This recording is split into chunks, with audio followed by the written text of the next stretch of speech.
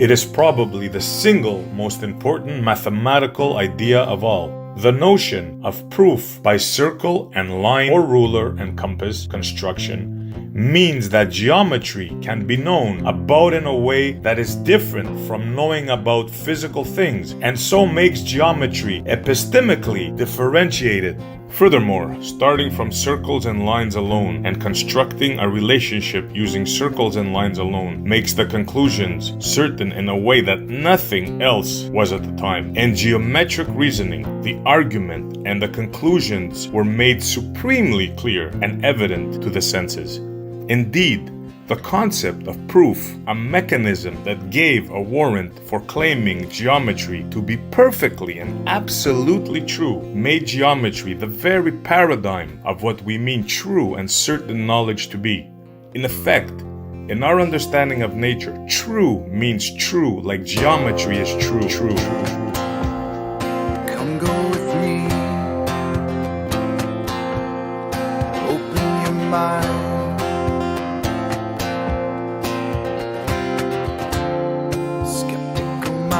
Was all I ever knew. Finding the knowledge of the real world starts with the point of which has no parts. These are the axioms of life. True. And I'll take my chances with the old ways, finding the proofs in geometry. Perfect. And I don't care what all the sophists say, I'll find the proofs in reality. They were right. We call this We proof. know that they were right. True. We call this proof. Like geometry is true. Starting with circles and lines alone, constructing the nature of what's known.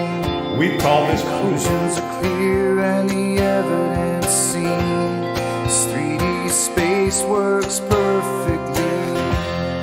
And I'll take my chances with the old ways, finding the proofs in geometry.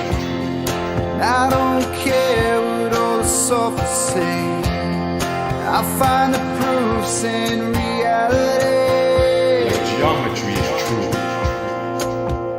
Perfect. Absolutely. And all around you is sinking sand. You have a place on which to stand. Foundations were already built for you. Absolutely true. Open your mind.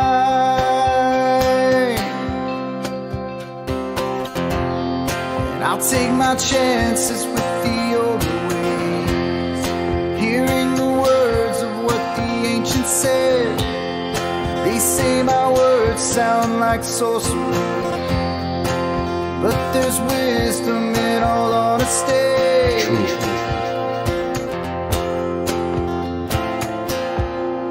Come go with me. Open your mind. Come go with me.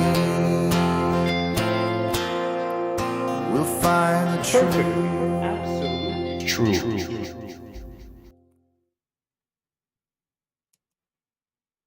And we are live. Welcome everybody.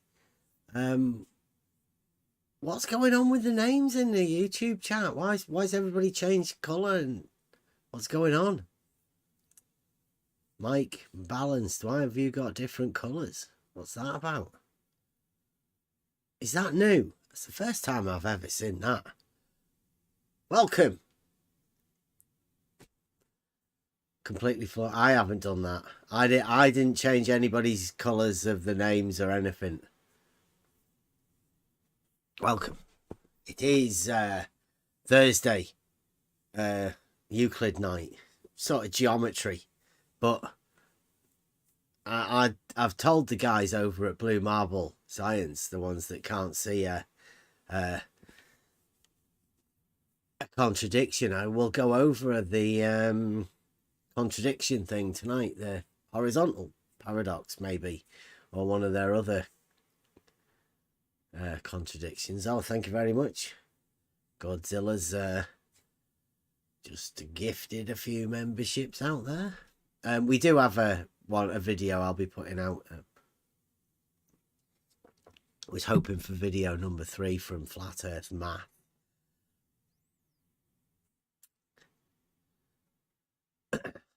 Flat Earth Math and the Blue Marble Scientists.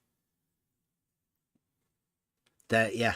I've been over at Blue Marble Science Discord, and it appears that there's a lot of lost Blue Marble Scientists out there. Well, when I say a lot, it's a tiny fucking group of people. About 3 or 4 people, maybe, at most.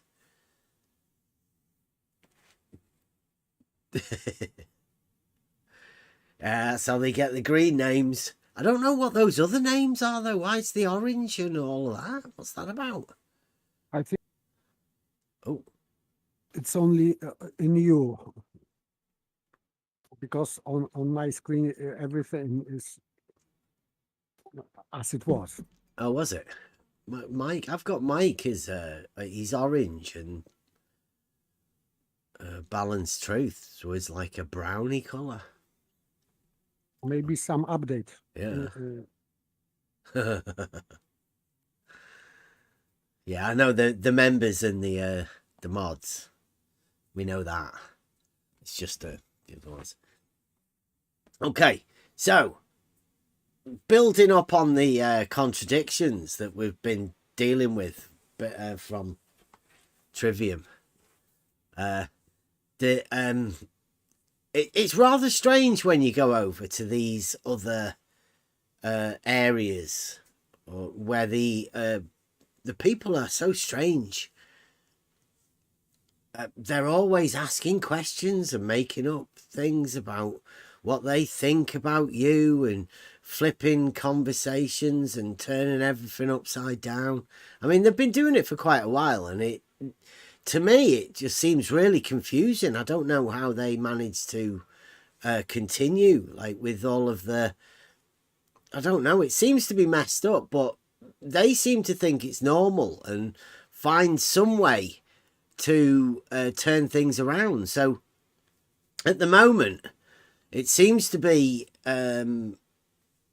let's say, me personally, let's say I can see contradictions within certain things, and when I point them out, other people, another group of people, seem to say it's not a contradiction and that I should be able to point out the contradiction to them. But it seems as though they can't see the contradiction. So either I'm seeing a contradiction that isn't there, or they are not seeing a contradiction that is there. It's one or the other. And working a way around that is, well, I don't know. I don't know how you deal with that, right? I can but point out a contradiction. That's all I can do. Now, whether people see the contradiction, whether they don't see the contradiction, that's going to be entirely up to the people that are viewing it, and it's okay. I mean, I'm not saying people can't have contradictions and they can't internalize contradictions within their own logical system. I'm not saying you can't do that. I mean, if you choose to do that, then that's fine. But you shouldn't really keep hassling somebody or asking them to point out a contradiction if the contradiction's already been pointed out. Now, I'll try and go over a few, because seeing as this is a geometry night, a Euclid night, so point out the contradiction. Let's see, I've got...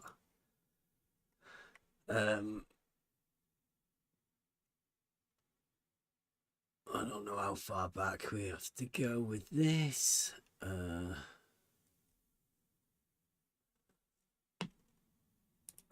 Right, so again, these are all just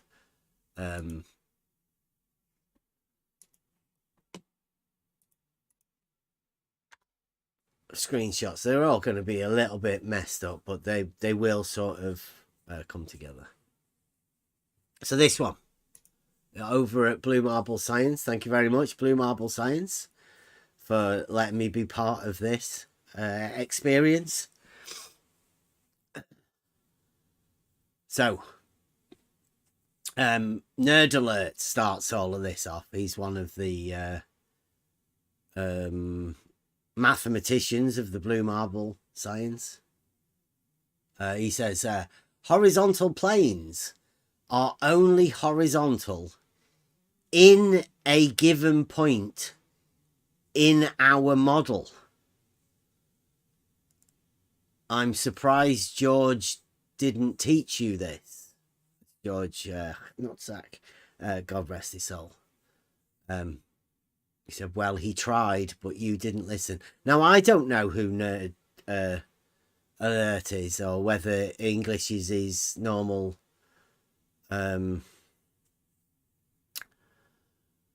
language, his first language or whatever, but this is going to be a common theme within understanding of words. Now, when somebody writes words, something like that, do you normally yourself try and interpret what they meant by when they say something? Or do you leave yourself all confused by wondering what exactly he meant to say? And is it really worth asking him what he actually meant to say? Because I know what these guys are like and all of that. So he says that. He says horizontal planes are only horizontal in a given point in our model. Not on the model, in it. Taking the monad to the extreme. It's like a horizontal in a given point. Horizontal planes are only horizontal in a given point in our model. Oh, I'm surprised George didn't teach you this. I think next week we will do RBD face. Sorry, go on, Piper. This is contradiction even in their model. It means that in their model there is no plane, horizontal plane. Yeah. It's in a point.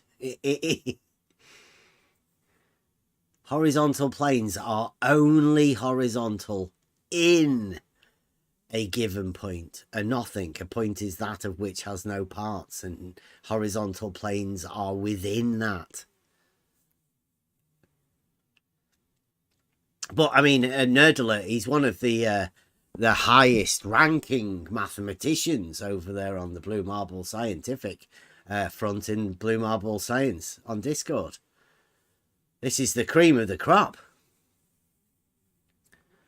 And I said, hence the equipotential angle that George, rest his soul, spoke of. And Shadow Falcon says, reciprocal zenith angle. So George might have told them about this. The equipotential angle of adjustment. The equipotential angle, the reciprocal zenith angle. He's replying back with it. All on track. And then, obviously, because we were talking about the equipotential angle that George spoke of, and Shadow Falcon replied with the reciprocal zenith angle, and then Nerd Alert, one of the top guys, comes along with one of the, well, favourable type questions that you'll always get asked. Describe how you can have potential without a force. You know, that's what we call a non sequitur. Just bullshit. I mean, if that's what happens in their minds, where they just have a brain fart and say something that doesn't mean anything mid-conversation in order to, well, I guess that's high-level mathematics. Shadow Falcon replied with the reciprocal zenith angle, and I said, no, that's different. Then Shadow Falcon comes back with, by the way, do you have the faintest idea what equipotential means? And then Shadow Falcon says, no, the reciprocal zenith angle is the measurement of the deviation between the local verticals of 2 points. That's right, isn't it, Blue? Do you think? I hope so. And then I say, remember that one, because that's going to come into this, where Shadow Falcon says, no, the reciprocal zenith angle is the measurement of the deviation between the local verticals of 2 points. Never shown. Well, it can't be, right? The angle, Yeah. this angle can't be measured, reciprocal zenith. The only place this angle can be measured is the equipotential angle. It's the horizontals that intersect. That's where the angles will be able to be measured. You can only have perpendicular with vertical and horizontal. Right? I mean, that's where George was way ahead of him. It was George's final work.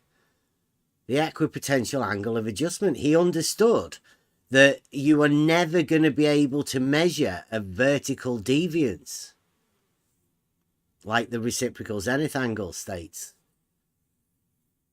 because they're always just going to be perpendicular to horizontal. I mean, what angle are you going to measure? You can't. The only angle that can be measured would be the intersection of the horizontals, the equipotential angle of adjustment. Thank you, George. So I say, as far as I'm aware, the horizontal in the distance must have its angle adjusted due to the potential shift caused by the distance. Correct me if I'm wrong. Do you like that? Yes, this is implication, yes. Yeah. That's where the angle would be measured, with the intersection of the two horizontals, which we will get round to in a moment. We are talking about the we are talking about this model. There we go. Boom. So you can see at the top there, it says, it has my comment. As far as I'm aware, the horizontal in the distance must have its angle adjusted, right? And he's put, this is Shadow Falcon DK star.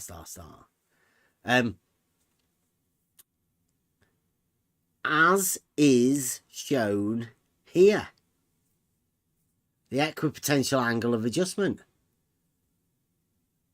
It says horizontal 1 is perpendicular to plumb 1 here,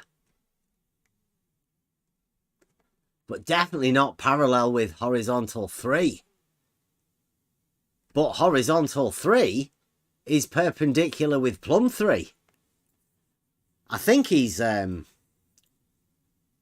us know that where the contradiction is. Has anybody else spotted a contradiction here within this?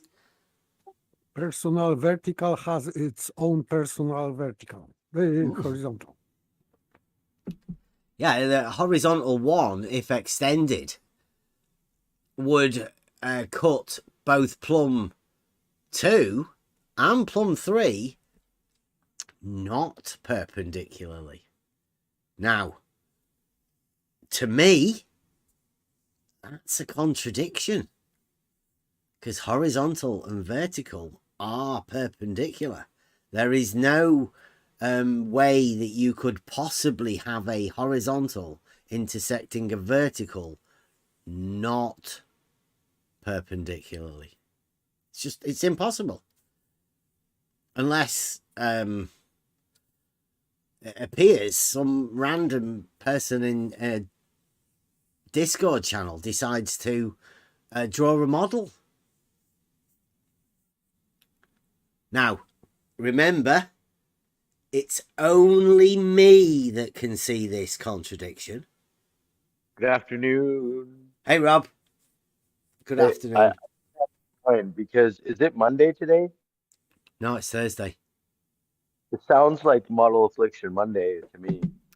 Well, it's a contradiction day. The Blue Marble scientists over at Blue Marble Science Discord channel have requested for me to point out the contradiction that I see within this model, and the contradiction of horizontal and vertical being perpendicular. Because I see a contradiction here. They don't. Yeah, me too. I see it. You see a In the model. contradiction as well. Yeah, they got no straight lines. Well, they do. They have straight lines there. He's drawn it. Plumb Oh, 1, 2, and 3. They're all straight lines. The diameter of this circle here would be a straight line as well, and the radius of all 3 of these circles. So he has straight lines, which I would say is another contradiction. I'll be with you as well, Rob. Another contradiction, in case you're aware of it, within spherical geometry, the geometry he wants to have here, is that there is no vertical component allowed in it. The moment you have a vertical component within it, you're dealing with 3 dimensions and therefore Euclidean. I mean, it's a Euclidean sphere to start off with, and then this is a circle and this is perpendicular. So that's Euclidean to start off with. But yeah, is everybody okay with that, right? That he says horizontal 1 is perpendicular to Plumb 1, but definitely not parallel with horizontal 3. He's labelled these circles horizontal 1 here, horizontal 2 and horizontal 3. Surely he doesn't mean horizontal the orientation, does he? Could he?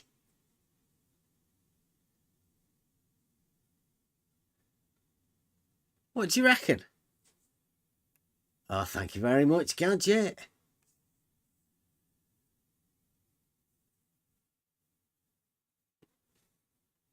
You reckon he's just naming them? Or do you reckon he's...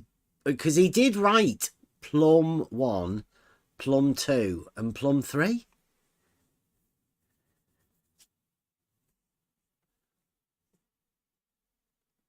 Again. Contradiction is here when he is naming these lines vertical. Because when you change position, this vertical is no longer vertical. It means that vertical is at the same time not vertical. Yeah. And this is contradiction in terms. But they can't see the contradiction. They don't see it as a contradiction, right? So once you've taken on this model and you've embraced it, right? You've took it on faith that this is your model. It stops the ability of you being able to see the contradiction. Somehow. I mean, I don't know. Because I can see the contradiction. maybe this is the difference between the certain groups of people that we have around here. People that can see the contradictions, people that can't, people that have accepted contradictions. Perhaps once you accept a paradox within your logical system, you stop being able to see contradictions, or perhaps it's like some sort of a drug to take the pain away. It's a, you know, like it's a thing for you to be able to take the contradictions away. Don't know.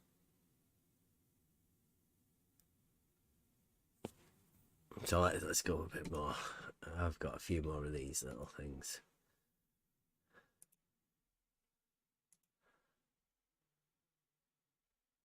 I think I've got some on my phone as well. I'll go on to them in a minute.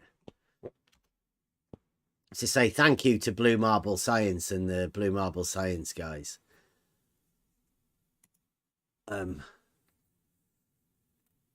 I put because somebody said that, you know, your claims you're always wrong, and I say, which claims?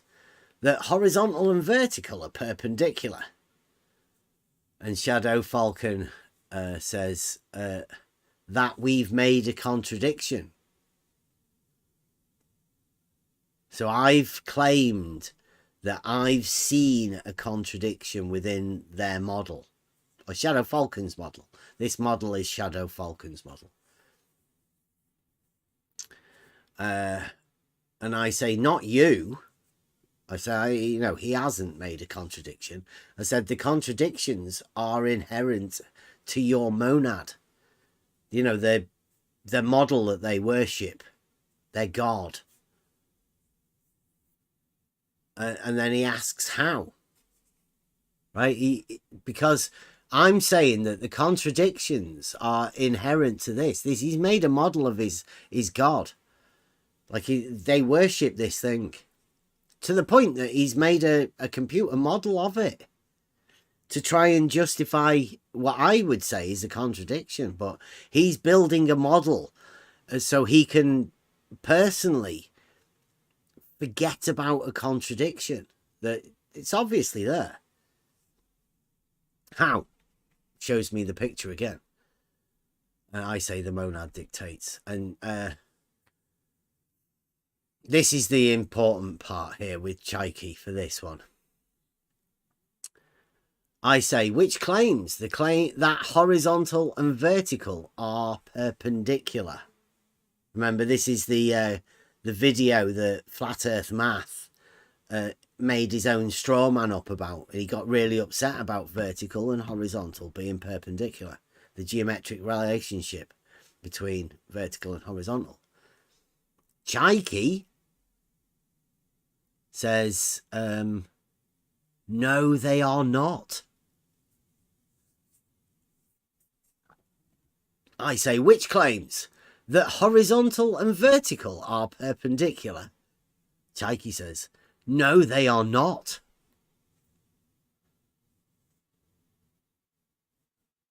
That's so. There you go. Blue Marble Scientist disagrees that vertical and horizontal are perpendicular. Chaiki, no, they are not. Do you have proof they are? So Chaiki's asking for proof that vertical and horizontal are perpendicular. He doesn't believe it. He says they're not, in fact. Yeah. Sarugaki needed.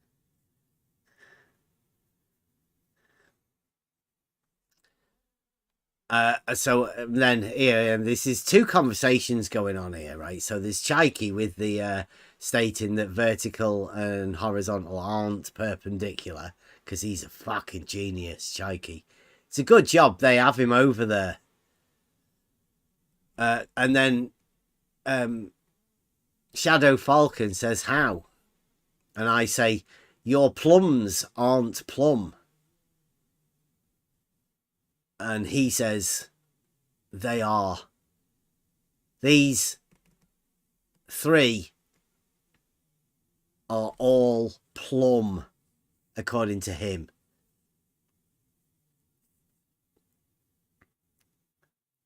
They are not, and simple. It is very, very hard to explain again and again. This vertical, they say local Plumb. If you suspend this local Plumb and you go away, you make, on their model, you make this Plumb bob not vertical. This is idiocy of their model. You just may suspend this Plumb bob, go away 5 kilometers, and you can say in their model that this Plumb bob is not vertical. Well, here's This is what. Oh, go on. Sorry. This is what their model dictates. Yeah, it's definitely a model dictates, but Saragaki brought up a very good point. That I don't know how long people have been in this arena and what they've imagined and all of this, but is not that weight a big wazzing weight at the bottom of a Plumb bob? Isn't the big ball considered? Could that not just be an extension of the weight of the Plumb bob? Is that not the idea what we're getting at here? The Plumb bob is a weight hanging down by a straight line. And you would say that the plumb line is the line that's suspending that weight. So how could those ones at the side also be Plumb? You literally have to put your mind in a weird place for you to even accept that as a something. You have to shift what is known about Plumb bobs all around a model, a monad, right? That you've made that up.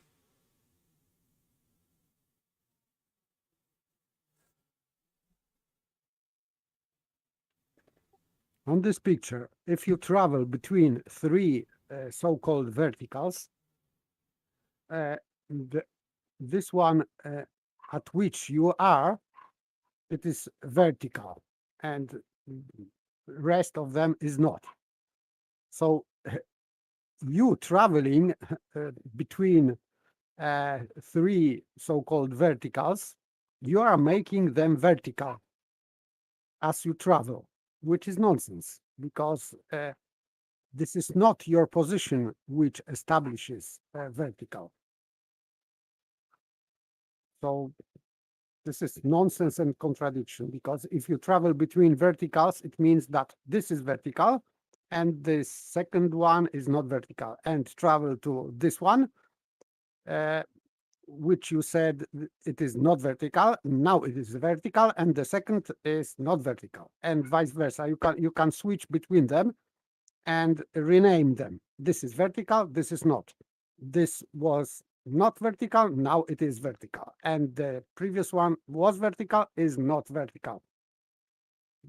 This is just madhouse. You could say that every direction is vertical. So not just one direction. Every. According to that model. Yes, but if every direction is vertical, it means that there is no vertical, because everything means nothing. Yeah. So this is specific orientation. So if specific orientation is not specific orientation, it means that this is not specific orientation.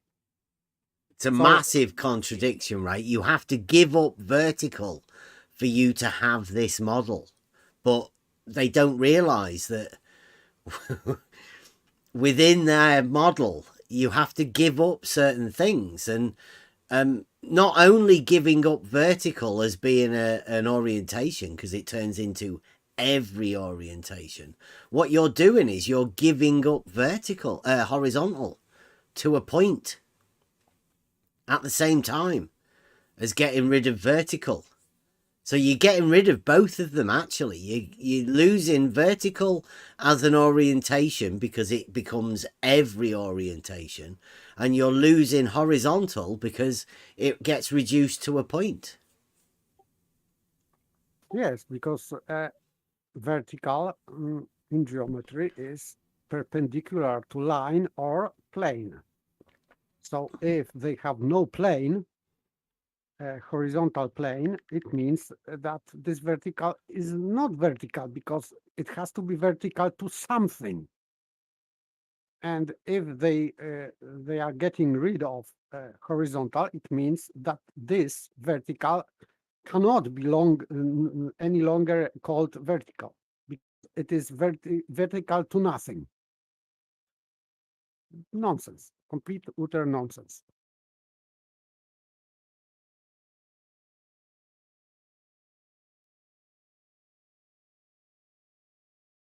There's one more of these, and I'll go to my phone.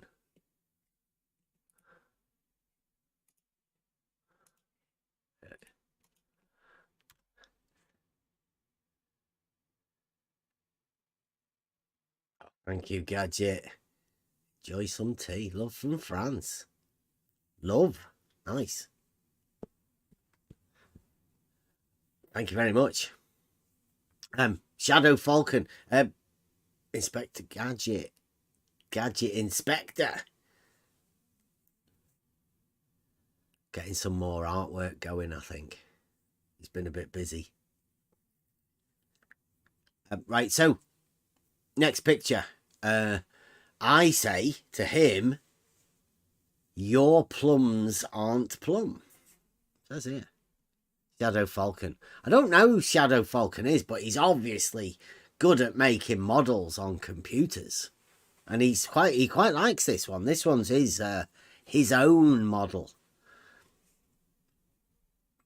So yeah, don't get upset. I'm only talking to Shadow Falcon here, right? And he's making this model, and I'm pointing out that these aren't plum.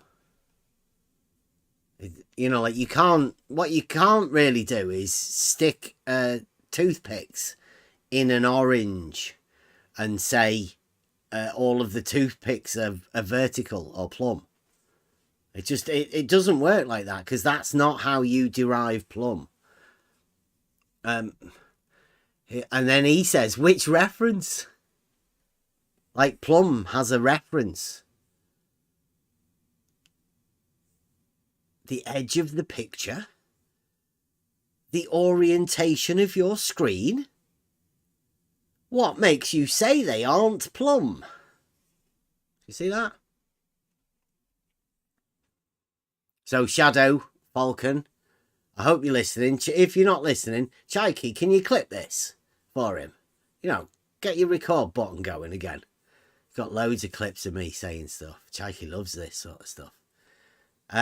It's not plum because they're at a fucking angle.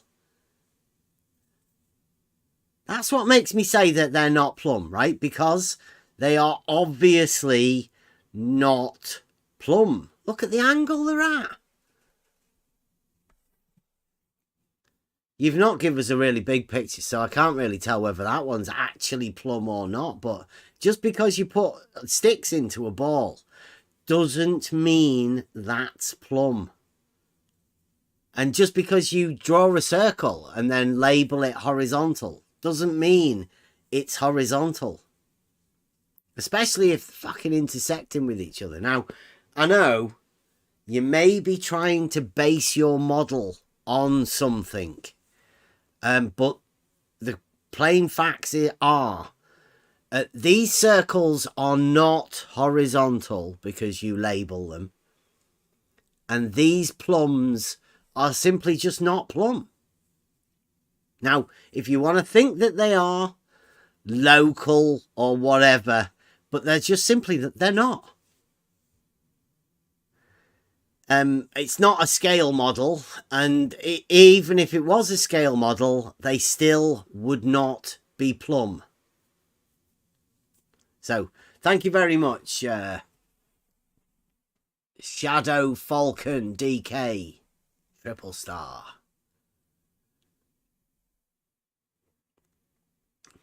Is there anybody here that would question me saying that they are not Plumb?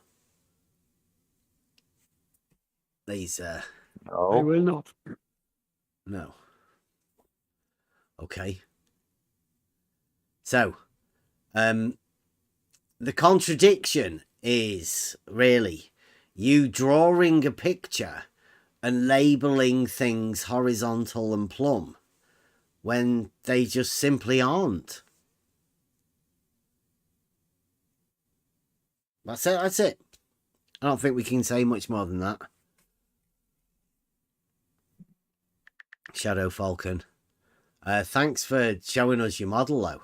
He was quite proud of that. Oh, we've got Mobius did one as well, didn't he? Pointed out another point, because oh, there we go. He has drawn some circles there. So all of the perpendiculars to that circle would be parallel, wouldn't they?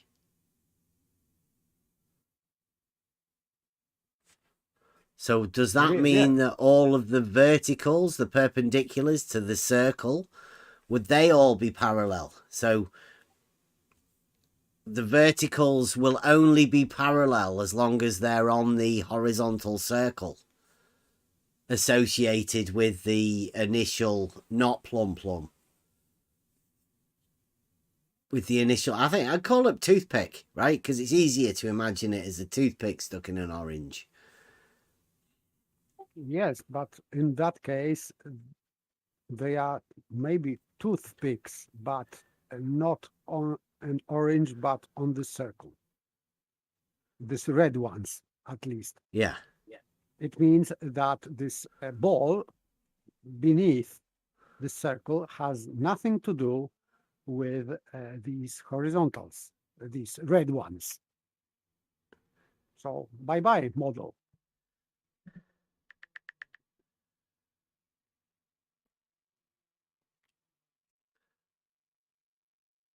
Again, there's plenty of contradictions within this one model that Shadow Falcon's made up. But I mean, it is hard, isn't it, to make a model that equates to reality, because I mean, it's quite obvious that they're not Plumb.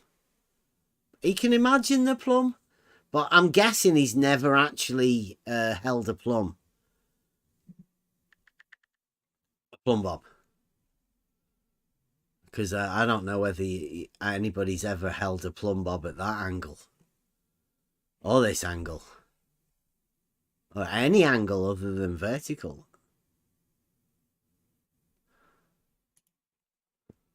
Let's see if I can get...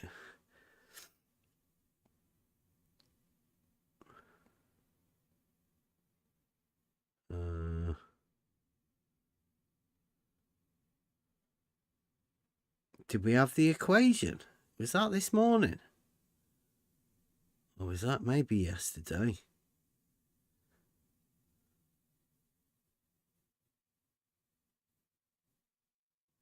Let's see what that one is.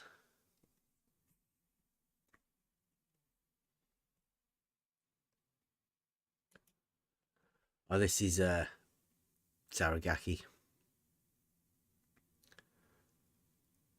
In question of Shadow Falcon's model. Shadow Falcon, I hope you're listening. You can come round at any time if you want to. Just come round for a chat about your model.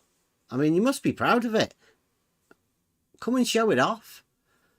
In question of Shadow Falcon's model, what happens when you have two sticks sticking out of the sphere so close together that they both intersect the same circle? What happens when the single stick intersects multiple circles? These questions are in relation to the two definitions: perpendicular to the plane of the horizon and line towards the center. He says, discuss amongst yourselves.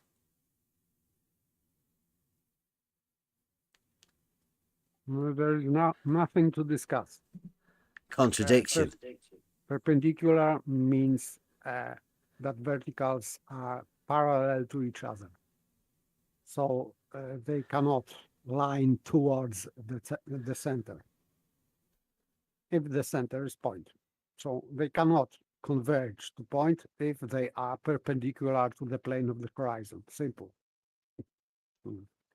I don't know how long time it has to take for them to realize that this is what he in this quote,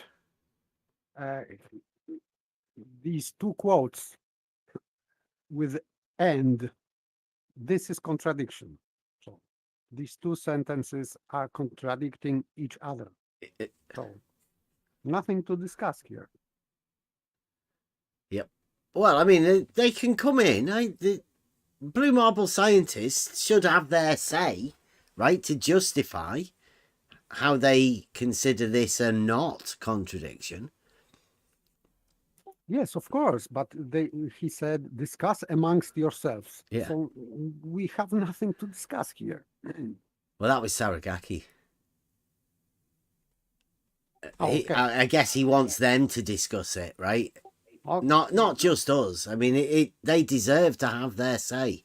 It seems a bit unfair that we keep talking about the contradictions inherent in their model, and they don't have a right of reply. Well, they do. Come on in. I think a discussion would be quite good. And this is a tweet that I put out on Twitter to Red's Rhetoric. He was talking about he was saying how bad flat earthers were, and I said, how do you deal with the horizontal paradox? Just a simple question. And Wally said, I will give you a paradox in the next day or so. This was yesterday, so it should be coming anytime. We will all watch how you deal with it. It's going to hand me a paradox. I can't wait. A Wally paradox. Yeah, all of his own. He's made it up himself, I think.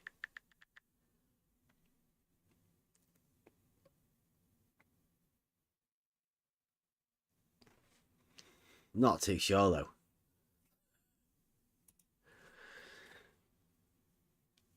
And then, this is one. Research Blue. I think it's about time you told everybody about the contradictions and fallacies you have inherent in your faith. I find the whole shape-based discussion fascinating, and in particular the characters who justify the obvious paradoxes within. Thanks for letting me witness it. P.S. Asking for an invite is not begging. P.P.S. I hope you can get some content out of the invite. Hopefully we can chat about your fanatics and the devotion to your channel name. Which I consider that's, you know, I thank Blue for it. And so this is Blue Marble. His reply, he says, you're right, Bev. Asking isn't begging. Asking repeatedly is begging. How many times did you ask for an invite? Can anybody remember how many times I asked Blue for an invite to his Discord channel? Wasn't many, was it? Only last time I heard that. He said, the Earth, Big E, isn't contradictory, Bev.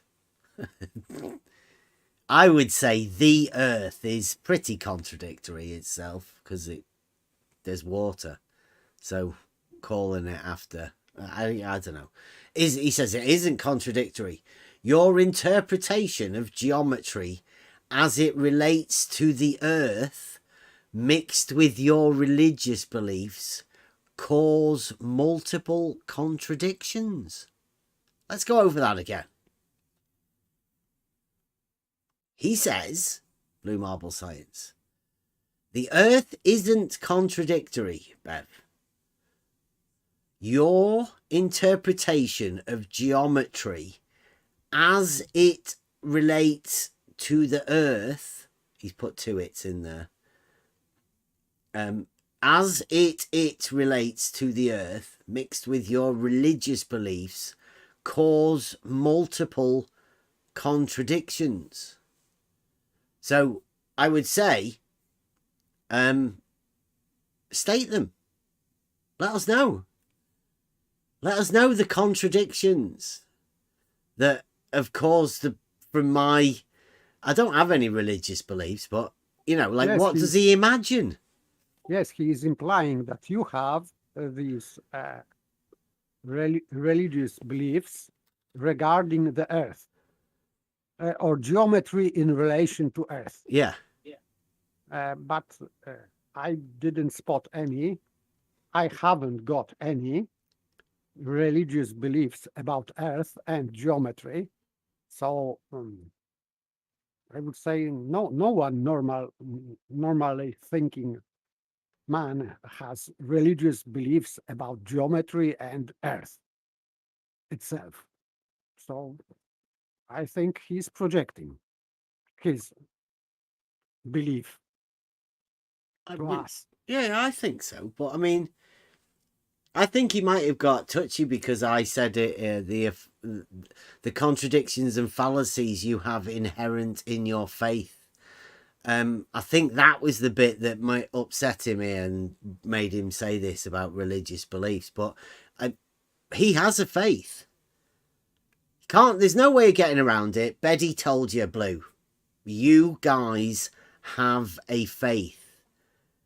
You're religifying your monad. Everybody has their own. Call it a globe if you want. But that's your figure that you worship. I don't have that, and I don't have a contradiction, because Blue Marble, remember, Blue Marble said this. He now has to, there's no way he can get around it, he has to show the contradiction that he has seen within, he said multiple. Says the earth isn't contradictory, Bev. Your interpretation of geometry as it relates to the earth mixed with your religious belief cause multiple contradictions. Show them us, Blue. Let's see them. Get them out. Let's have a look at them. I'm sure everybody would love to see the contradictions that Bev holds within his problem with geometry and the earth. Well, I don't know what that means. As far as I know, geometry means geometra, earth measurement. I can't see where our contradictions are, but we've just pointed out quite a few within his model. That's Shadow Falcon's model. I mean, that's definitely not the earth. It's only Shadow Falcon's model. But there are definitely contradictions within Shadow Falcon's model. I don't want to be putting up against Blue's faith or troubling his faith. We're just specifically talking about Shadow Falcon's model. That's all we're doing. So don't get upset. I'm not troubling the monad. Not saying you can't have your big E or whatever, your concept or however you want to look at it. But you've stated it now, Blue. It's here. Everyone can see it. Cause multiple contradictions. Show them us, Blue. Get Betty on it. Blue Marble Logicians. Pointing out the contradictions that we have. And we'll do likewise, right? let's get it going. We'll show the contradictions that we see, and you show the contradictions that you see. So it'll be a mutual sort of beneficial exchange of YouTube. I quite like it. I like the idea of it anyway. Let's broaden it about a bit. Let's see if anybody else can spot any contradictions. Maybe, I don't know, who else is there? Who are the other people? Fight the Flat Earth. Do you reckon if Fight the Flat Earth would be able to see any contradictions that we hold? I'd say there's a contradiction within the Flat Earth where they call themselves Flat Earthers, but the Earth obviously isn't flat. So that's a massive contradiction that Flat Earthers have to deal with. Nathan Oakley took that one pretty badly.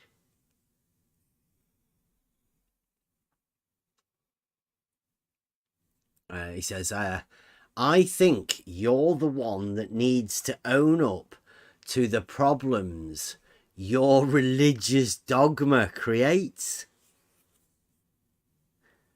I don't know whether Blue Marble thinks the foundations of geometry and mathematics is a religious dogma. What's he talking about? There is a guy called F.E. Dogma. Maybe that's what he's talking about, the shit that F.E. Dogma creates.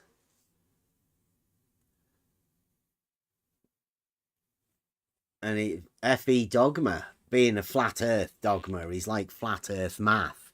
He's a Blue Marble scientist with the flat earth tag. Blue Marble's got a few flat earth friends, you know. Flat earth math, flat earth dogma, flat earth pilot. There's a few of the Blue Marble scientists, flat earth friends. He said, I think you're the one that needs to own up to the problems your religious dogma creates. Maybe you should try explaining why your own observations destroy the very claims you use to indoctrinate your cult. So Euclid indoctrinated a whole body of mathematicians for thousands of years. No, Aristotle as well, I think. Yeah. Yeah. Yes. It's just. It's interesting, isn't it? Yeah, psychologically, yes, because he's confusing logic with religion. So logic is not dogmatic. It is apodictive, or it is oppressive, maybe. But still, it is just logic. Nothing more. Nothing more. Well, Blue Marble science will be showing the contradictions within the geometric model. And like he says there, our interpretation of geometry as it relates to the earth mixed with religious beliefs. So, I mean, let's hold the religious beliefs and put them to the side for now, because I don't know how that would affect geometry and logic. So let's move the religious beliefs out of the way. I don't know why he's mentioning religious beliefs. He might have something against that sort of thing. I try not to do that. I can't see why religious beliefs would be bringing into it, but I mean, this is Blue Marble science, the YouTube character, so I don't know how that goes. But so we've got an interpretation of geometry as it relates to the earth. A Blue Marble science should be able to verify what he's saying there, you know, substantiate that, because it's an interpretation of geometry as it relates to the earth. Now, I would say geometry is geometry, and the foundations of geometry are what the foundations of geometry are, and that relates to Earth. I'd have to say reality, as in the relationship of vertical and horizontal being perpendicular. I mean, that's a pretty basic geometric statement, isn't it? You know, to relate geometry to vertical and horizontal and perpendicular. Other than that, what else have we done? Said that horizontal is a straight line, and there are tools in reality to establish horizontals, and vertical is also a straight line, and there are tools in reality to establish a vertical, a plumb bob. So there is in their model is a problem with this orientation, forbidden orientation, and straight line. So that would be the case for But them. that's not our contradiction, surely. No, this is not our interpretation. This is not just our interpretation. Local. Yes, locally on this server interpretation. No, this is common interpretation. In fact, it is not interpretation. We just take, let's say, Euclid statements literally. So, as it is stated in his book. So. There is nothing here to be interpreted or over-interpreted. So if straight line is lying evenly, etc., these words are not ours. These are Euclid's words. So he is trying to fight with Euclid, not with us. Well, it's easier to make it all about us people here, right? Than because I mean, who to go against Euclid? It's much easier to say that we're the ones that say it, and it's our interpretation of it that's wrong. Typical blue marble scientific method, being able to revert it to a person. I mean, all you have to do is look at the Blue Marble Science YouTube channel, and you'll see that it's all about character assassination of people. That's all he does. Part of the blue marble scientific method. For me, he should attack Euclid. That he was stupid, not smart, etc. Him, not us.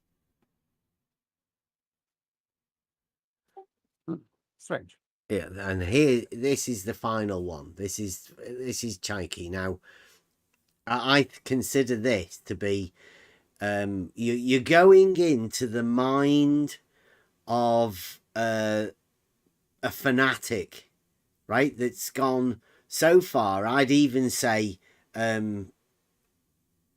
nutsacking, right? I don't know whether you were aware of what the nutsacking was. It's when we had a thing.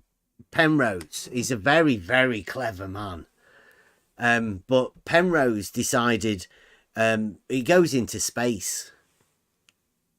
He's won a Nobel Prize for research into black holes or something like that. So he said that in an interview that what he can do is, once he understands the axioms of a geometric system, he can step over the boundary of them and go beyond the axioms, which is a really weird thing to say. But I mean, he can envisage black holes and all sorts of weird shit.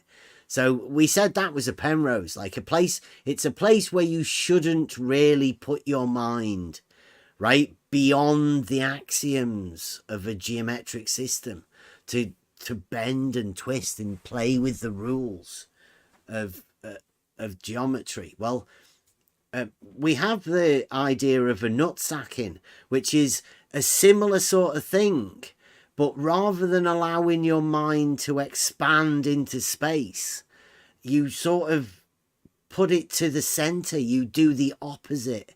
You bring it to the earth, and you put your mind in a state where you have to justify the center, the monad. That becomes your focus, and we call that the nutsack. Right now, this is Chaiki. And I think Chaiki's actually done that. And he's focusing it. He's got his mind. He's obsessed with me. And he thinks that I've done this to him, but it's not. It's one of the stages of the nutsacking where you invert yourself. So everything becomes about the model and the monad.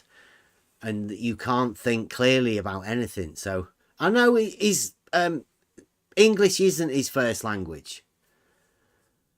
So let's take this. There's only a couple of sentences, but it shows the sheer confusion. He says, is the horizon always perpendicular to the line of sight? Question mark.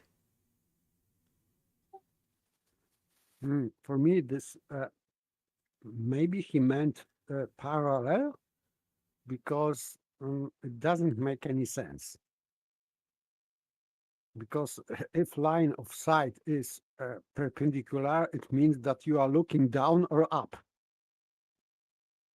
It would have to be vertical to the horizon, Yes. right? So you are just looking up, straight up. Yeah, I've never heard of the horizon being perpendicular to the line of sight. But these guys, these are blue marble scientists. These are the cream of the crop. Maybe he mistook this word with parallel. Maybe he meant parallel, because then his question would make sense. But with perpendicular, it does not make any sense.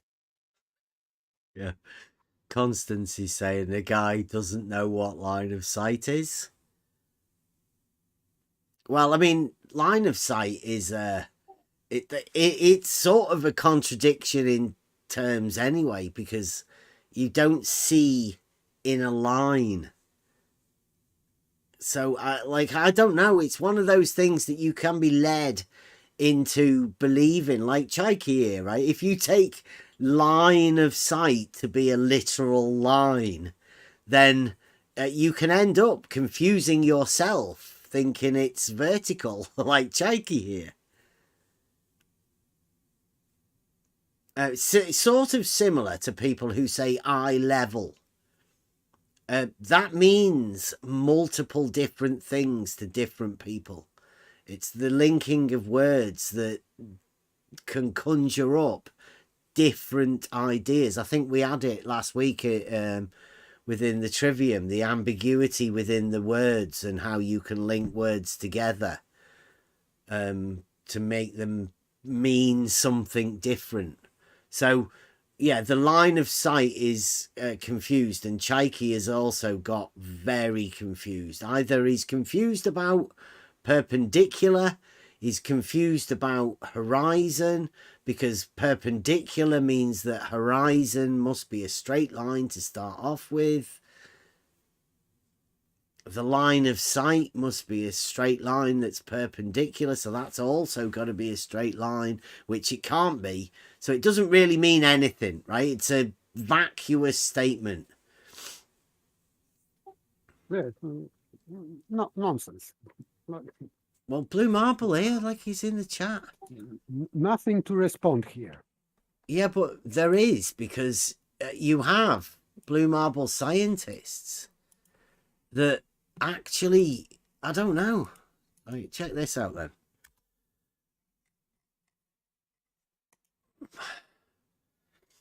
I don't know where Jesus came into it, so, but if you're listening, well done.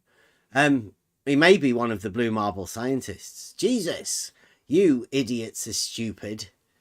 The horizon runs left and right. Left and right. Which way is line of sight? Well, according to Chaiki, it's perpendicular, which means up and down. but you can see left and right as well. You can see the horizon. I don't know what, that's the whole point, Blue. I mean, I don't know why you're calling people idiots and stupid. It seems to me that Chaikey's the one that's confused here, Blue. I don't know. Are you sure you're all right, Blue?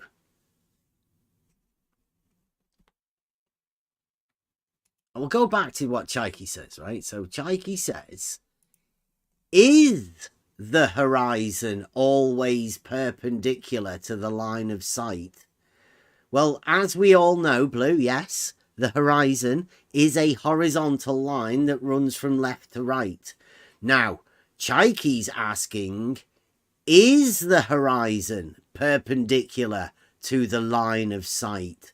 So you have to relate it to the line of sight. Now, since we know that the horizon runs from left to right, like you say, horizontal, then perpendicular to that would have to be vertical. So it seems to me as if Chaikey's saying, is the line of sight vertical? In a roundabout way. But that's only me. I'm trying to interpret what his words are. It seems like a vacuous statement. And the best I can make out of it is that Chaikey's asking me if the line of sight is vertical. Now, I can't reply that no, the line of sight is not vertical to this statement, because Chaikey follows it up with a confused state of mind, right? So first off, you ask a question that has no sense within it. And then you say something like this, because this is Chaikey's mind.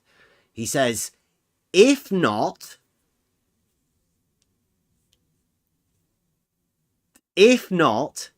when is it perpendicular? And when is it not? I mean, break it down. That's an Alice in Wonderland statement that you could sit there for about a week trying to work out what the fuck he's just said. Yet every one of the Blue Marble scientists considered that a correct question. Blue Marble scientists over there in the Blue Marble Science Discord all considered that a valid question. And I said, I'll go over it tonight just to make them all clear. I mean, how would anybody else? Does anybody else want to have a tackle of that particular? He is asking, is horizon always? So if not, would refer to this always. So if not always, maybe. So if not always, when it is perpendicular and when it is not. But line of sight is whatever it is, let's say that this is line between your eye and point you are looking at. And you can look wherever you want. You can look at the sky, you can look at the ground, left and right, whatever. So I still cannot understand this question, because you can look in every direction. You can look above horizon. You can look at 45 degrees above horizon. And so it is not related with horizon. Just for me, this is just nonsense. Just he's trying to have this speculation around I don't know what. Really I don't know what he wants to speculate on here, because this would be pure speculation here. That would only be after you're interpreting what you think he meant. Yes, and of course he will point out that you were wrong. This is your interpretation of my question was wrong, and this discussion would be strawman discussion about what he not what he meant to ask, but you will if you will try to guess what he was asking about, he will say not that, not that, Yeah. not that. Try again, not that. So this is just full game. Yeah, his particular question there is full of so many loopholes that he could then develop upon whenever you ask, what the fucking hell are you talking about, Chaiki? Right? Because that is literally, it's a nonsensical thing. I worry for Chaiki's mind. I mean, I know it's dangerous to be able to accept contradictions within, you know, your logical system. But I mean, is this what you're reading there on the screen? Is that a consequence of exploding your logical system and allowing contradictions within?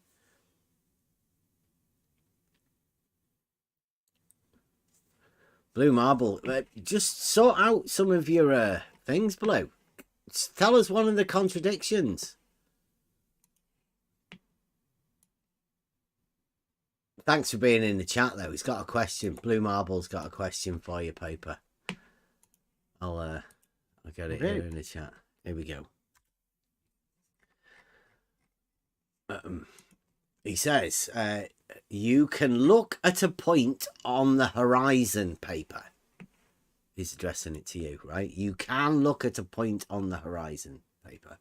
And then the question was, is that line of sight always perpendicular to the horizon? Do you really not understand this? That line would be perpendicular to this right left, because this line from your eye to horizon is in perspective it would be depth. So yes, that would be perpendicular to this line of the horizon. I would say that. Oh, I see. So presuming it's horizontal.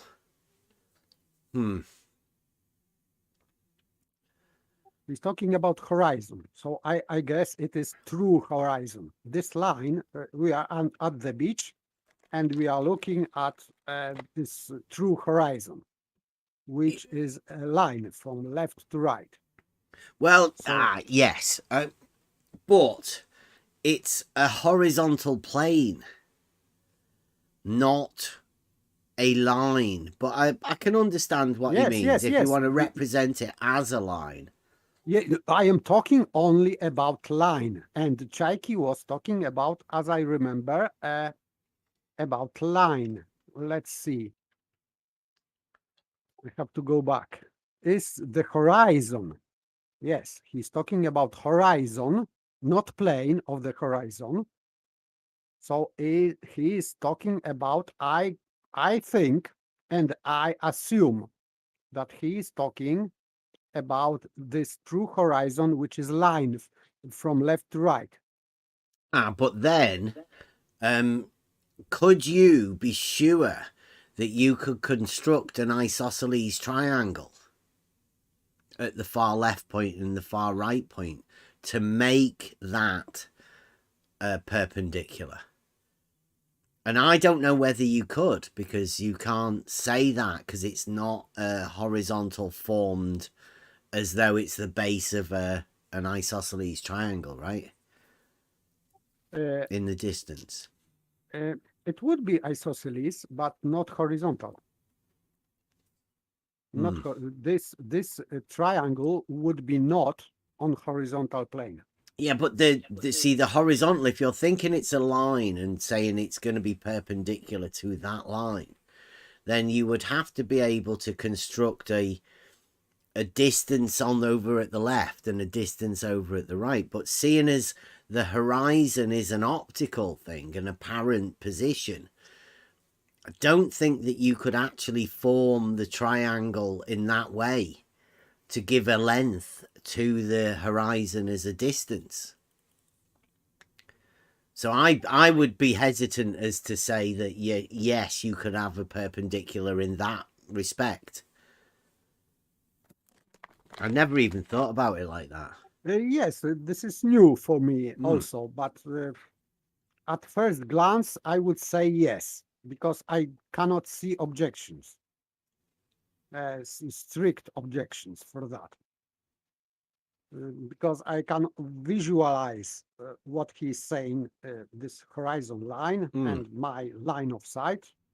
So I am doing this in my head. This is like thought experiment, and I would say yes. Maybe it is a trap. I am falling in. Maybe I don't know yet. Yeah. Well, I mean, I would say no, because I don't think you could form the horizon as a distance. You'd need to be able to say the distance to that point over there that's a distance away from where I'm looking at on the horizon is the same as that distance over there. And you can't do that. You can't put a distance to the horizon. So Okay, I agree. So no isosceles triangle, but still, if he's talking only about perpendicular line, you don't need distance, because you don't need to know where this line of sight would intersect with horizon line.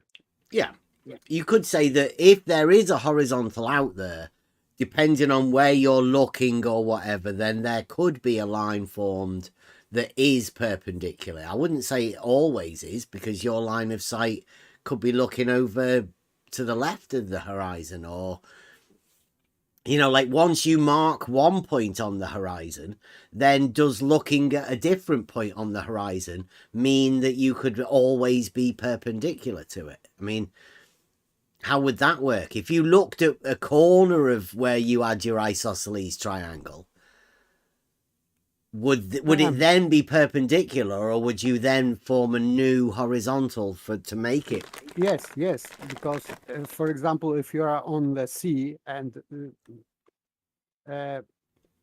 wherever you turn, that would be true horizon at the sea. It means that you are moving this line of sight with that horizontal line. So you are moving this horizon with you, with your line of sight. So in fact, you cannot see to the corner. You are always in the middle of the, let's say, this horizon. Yes, I would say that, yes, because you are just moving this horizon and this perpendicular line of sight with you around. Yeah, I've never seen the horizon as being a horizontal line to be perpendicular to the line of sight, i.e., a direct line to the horizon to form a perpendicular on. That's not the way I see horizontal. I see horizontal as an orientation, not a line in the distance, which I think that's what he's doing. Yeah, but he's talking about horizon, not horizontal. So itself, this visual line you can see on the sea, or at the sea. So maybe yes, I cannot see objections, but still, so what? if he's not making any argument, as always, he does not. He is making an argument. Oh, Because which one? if it always is perpendicular as you turn round, you can put a position of where the horizon is, this horizontal line, and you're going to turn around and you're just going to use the point that's right in the middle. And since you've put it a distance away from you, as you turn round, you're going to make a shape. That's why he's doing it. But, that's not my objection. My objection is to the fact that you can't put a line in the distance and say that it's perpendicular to the line from you to that line. Because that would mean you put in a distance to the horizon, and that's impossible. That's what I think he means. Yeah. He means the perpendicularity between you and the horizon, that line and the horizon. Yeah, he thinks That's the horizon is a line that would be perpendicular to the position that you're at, which That's what I yeah. just don't see the horizon like that. I know Yes, it may be a conceptual thing, but I've never even considered that as a sort of thing. Yes. So, as I said, that would be speculation, but still, maybe he is trying to, let's say, resurrect this Brenda's argument that horizon is a circle. Absolutely is. Yes, but still it is invalid. He is doing in invalid way, because if this is line, horizon is line from left to right, and this perpendicular line of sight, let's say, in the middle. So you are moving this point, but with horizon line, you are moving straight line. So Hold on. If he envisions a circle, what happens to the perpendicularity then between him and that circle? Like it's magic. He's trying to pull a magic trick here. Yes, but still, if you can move a straight line around, let's say, or that would be a chord line and radius, for example. If we are looking from like his position, that our position is like center, and this is radius, let's say, and this horizon, that would be chord line, and the circle is just we turning around, but it doesn't make a horizon being a circle. It is still That's the whole point. That's my whole point. Yeah. You can spin around like a ballet. It doesn't mean anything. Yes, this chord line, as I call it, it will be still chord line, straight line, not a circle.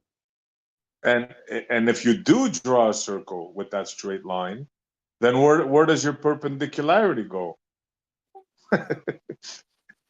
So it's a mess. Yeah, I personally wouldn't.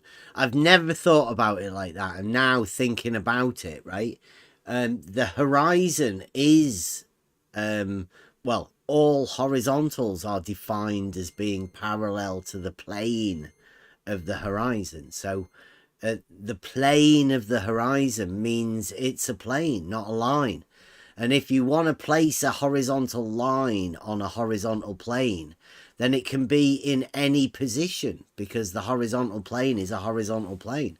Now, what Chaiki's asking you to do is put a line on a horizontal plane somewhere where he imagines the horizon to be. Now, if you entertain that game, then you're putting a line, mentally at least, on that horizontal plane that is perpendicular to the line, because you're on the horizontal plane too, right? Your line that you're drawing to the horizontal plane is on the horizontal plane. No, this line of sight is not on horizontal plane. Absolutely. Wait, Because it you would are it's be looking above. down. it The would way be he parallel to, envisions it. right? It would be parallel to that horizontal plane. So therefore, you could be transposing it onto the horizontal plane of the horizon. Mm, Not if Oh, it's a line of sight. You can't. no. The line of sight is dipping down to horizon. Yeah. So it is not your line of sight. If you are looking at true horizon, you are looking down. You are not on the level. You are Exactly. below Either level. way, Not parallel. either way, yeah. You're drawing a rise over run triangle, but the base of that triangle will be on the same plane as the where you're going to put your horizontal that's perpendicular to it. But if you can conceptually put a straight line on a horizontal plane in the distance, perpendicular to a position that you're at, a line that you're going to draw towards it, then you have mentally placed a line at a distance on the horizon or at the horizon. Chaiki has made you do that. You've put a line there. Yes, I know. I know, because if we are looking down at true horizon, it means that my line of sight will intersect, let's say, this plane of the horizon. I understand that. But the whole thing is the perpendicularity where it dies. That's the whole thing. Right? He's saying it's perpendicular to the horizon. No, he's asking. And then he wants he's to draw asking. a circle. No, he's asking. That's where you have to get this, right? He's asking he's the asking. question. Oh, Yeah. He's asking question, but he is saying about horizon, and we still don't know if he is talking about plane of the horizon, because it's got my to line be. of sight that would be not parallel to the plane of the Perpendicular to horizon. the plane of the horizon. Yeah, it wouldn't be. And of course, but if it is only a line, okay, you can rotate this line of sight around this line, imaginary line, whatever you want, however you want. But for me, it doesn't make any sense, because if you are moving to different position, the horizon will move with you.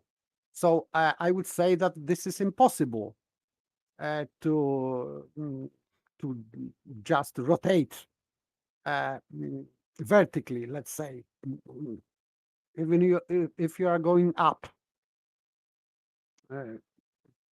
For me, it doesn't make any sense. Well, I would say, right, if you're talking about the plane of the horizon, then any line that you mentally place on that plane will be horizontal, right? It doesn't matter wherever you place the line. It will be a horizontal line because it's in a horizontal plane. Now, in order for you to place a perpendicular, like you say, to your line of sight, all you have to do is place a perpendicular to your line of sight. You put that perpendicular on the horizontal plane. Well, you've done that. You've constructed that image of you doing that.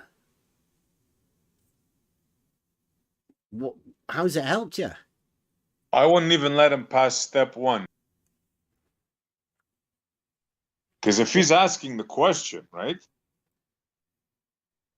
You can look at a point on the horizon paper, and then the question was, is that line of sight always perpendicular to the horizon?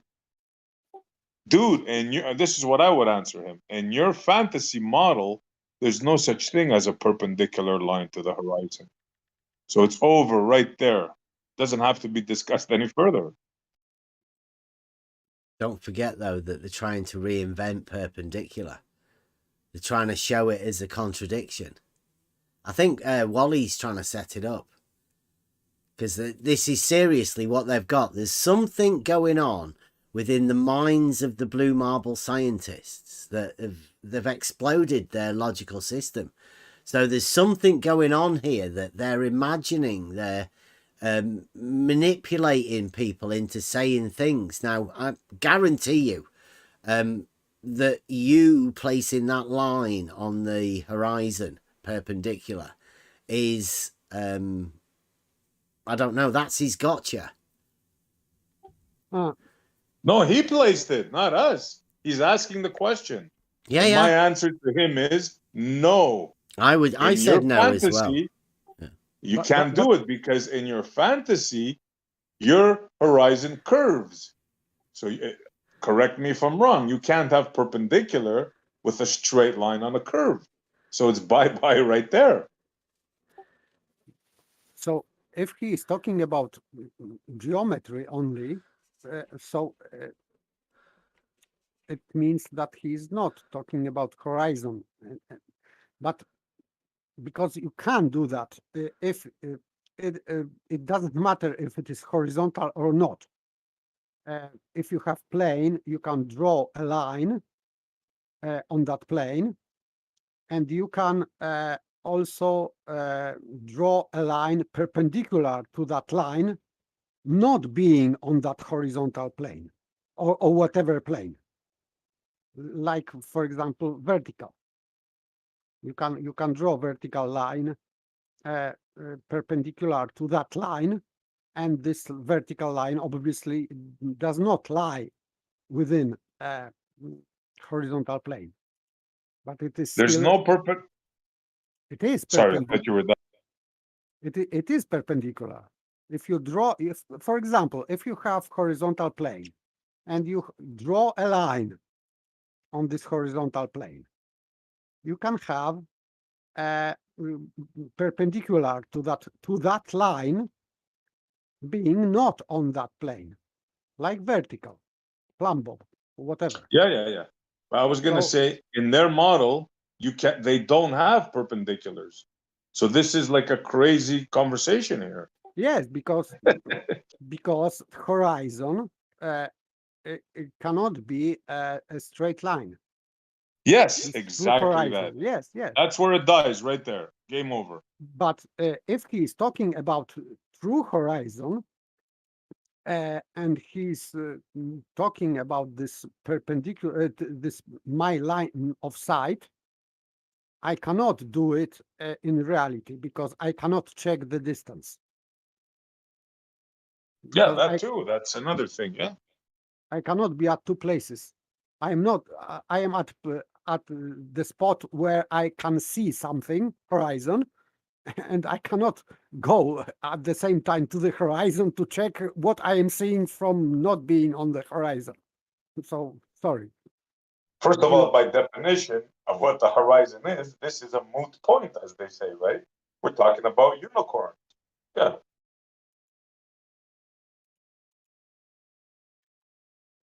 So Chaiki's example is Mission Impossible.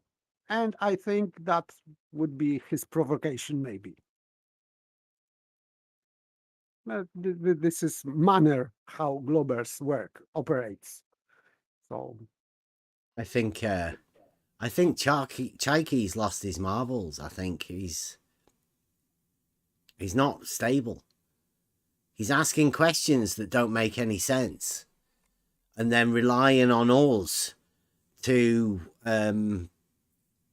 improve his question for him. But then what he'll do is he'll imagine that he's got exactly what he wanted, like Wally and Blue Marble Science. They'll just, I don't know, they managed to convince themselves that it was worthwhile them doing and saying ridiculous things. We killed their argument at the source. Gentlemen, your model has constant curvature. You cannot have perpendicularity to a curve. End of story. That's it. That wasn't hard. Yeah. But, you know, like what you've got to imagine here is that the the minds of the blue marble scientists don't quite hear the same thing that you were doing. Look at Wally.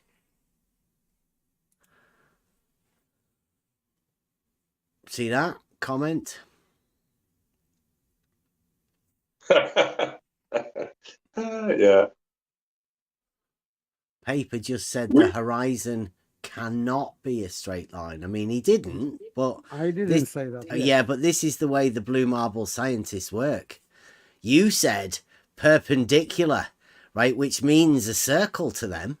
No, I was talking about Brenda because back in the day it was Brenda's like argument or trying.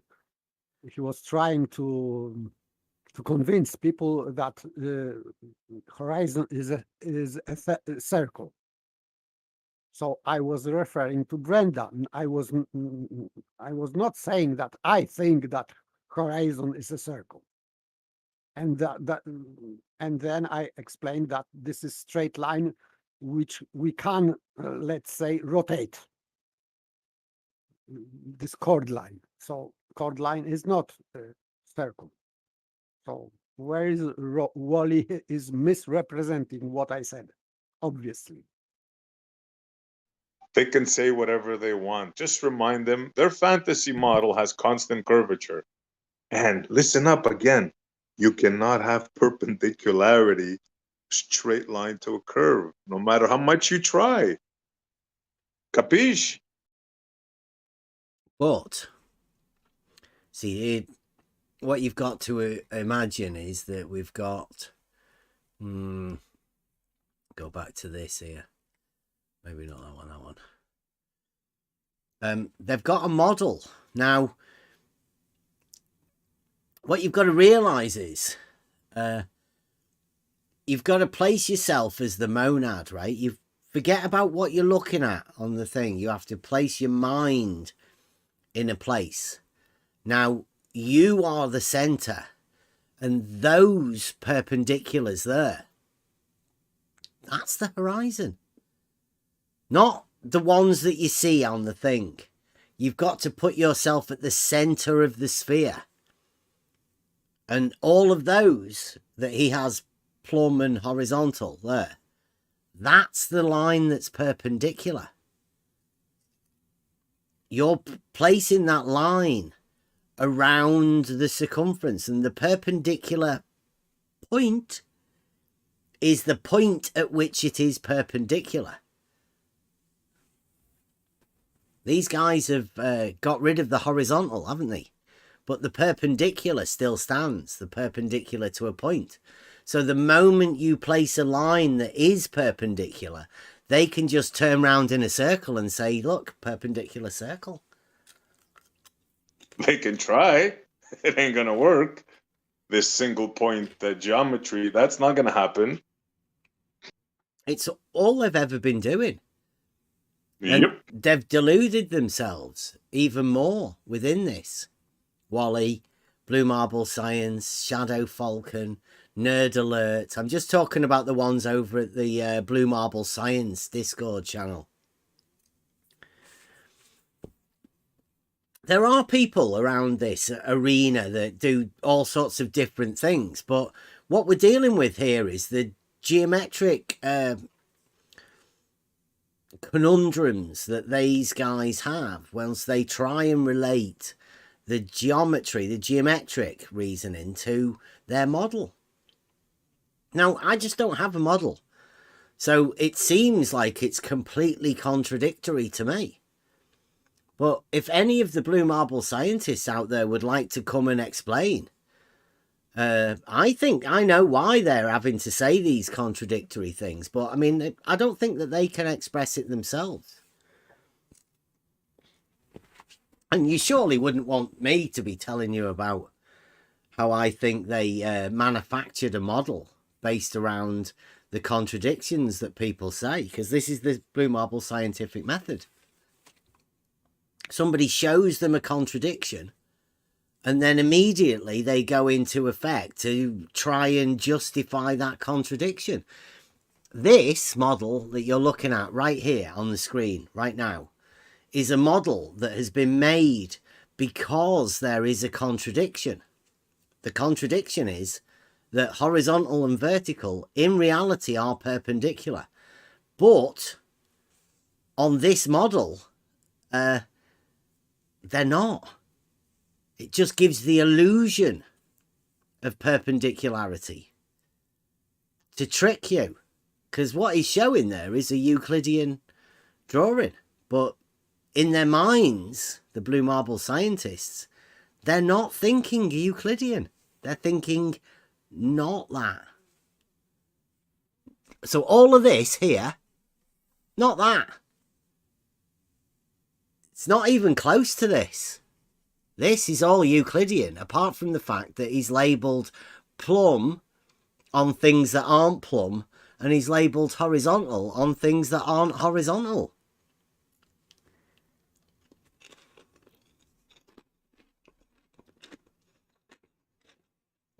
Modern day blue marble science. It's fantasy. It's fantasy. They went from non-parallel plumb bobs because they realized how ridiculous that sound. Then they gave us reciprocal zenith angles, as if that trickery handed trick, like pull a rabbit out of a hat's gonna work. No? And obviously what they're talking about is single point geometry. Their mind works only at one single point. It's ludicrous. For me, also funny is that they are asking questions like Chaiki or blue marble science, and they are supposed to give answers for their model, to explain their model. Yeah, blue marble knows where the contradictions that we are. He's not telling anybody them. Multiple contradictions blue marble thinks that we have, but he can't show any of them because he's useless. He hasn't got a clue. Doesn't even know how his model works. Can't even see the contradictions inherent in his own model. Like, Chaiki, did you actually think you'd fool us with a line of sight to the horizon? Really, bro? Perpendicular line of sight to the horizon, huh? In your model, huh? You actually thought you were going to pass that one by. Yeah. Oh, blue marble, it does actually say he's thinking, we're thinking, we are, blue. Who's the we? Are you a collective?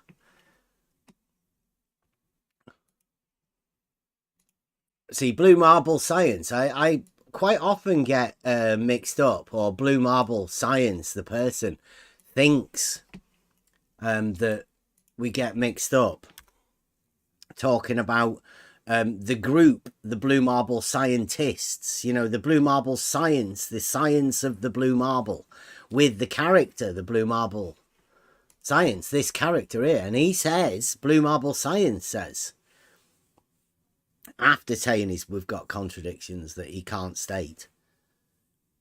Maybe you can put them into a video. The multiple contradictions of the geometric understanding of Bev. I don't know. Anyway, he says, no, Bev, we are thinking exactly that. That's exactly the way reality works.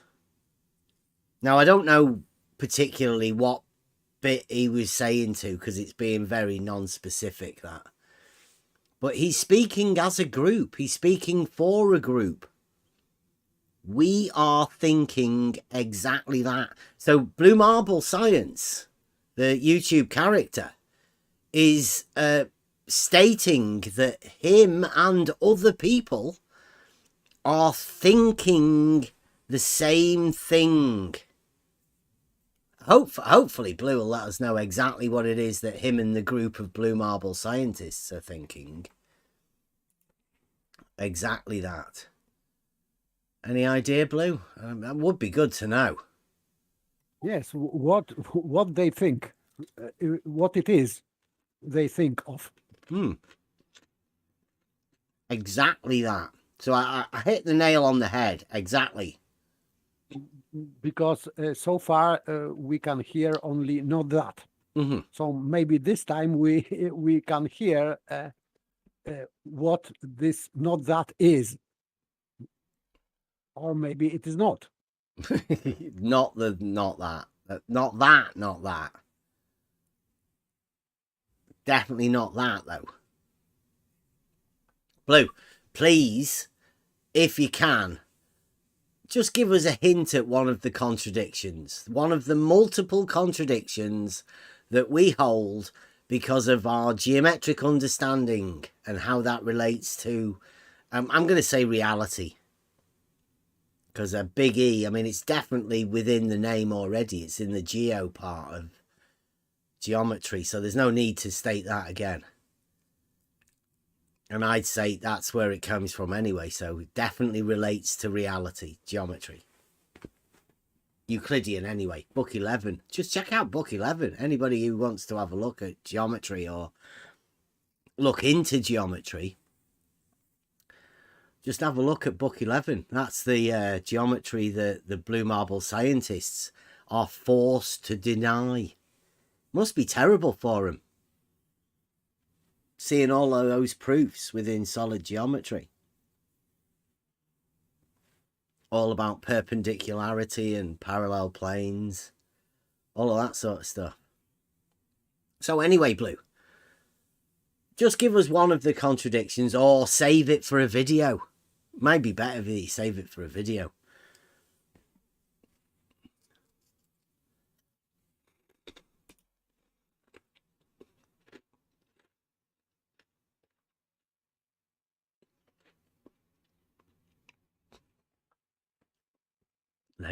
Lego time.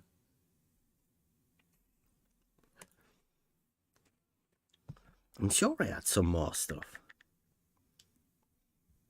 Waiting for Wally's. Oh, Chikey's sending us some messages over there. Let me just check. He might be missing out.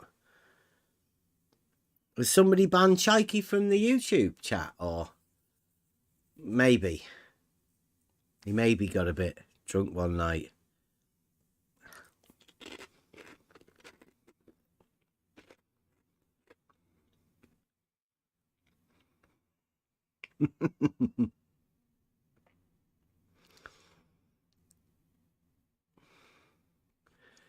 Wow. Blue, are you sure you're all right? People like that over in your channel saying things like that. Wow. The rampant. What's going on, Blue? If anybody would like to go over there, if you can get into the blue marble science, I don't know whether you're aware of the actual conversations that blue marble scientists have. It's eye-opening.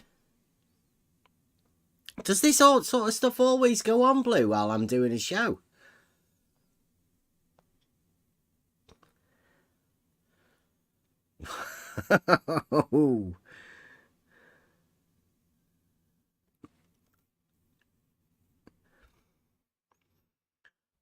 I don't know what. Somebody's not liking homophobia over there on your channel.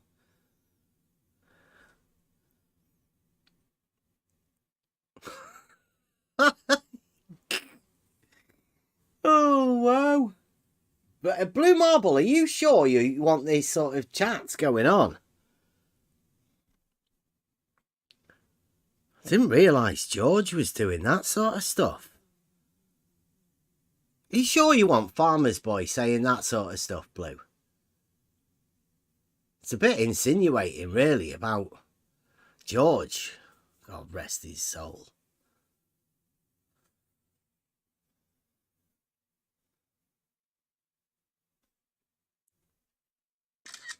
Oh, I've got a screenshot of it anyway. Probably Mike has as well. Save that. Thanks a lot.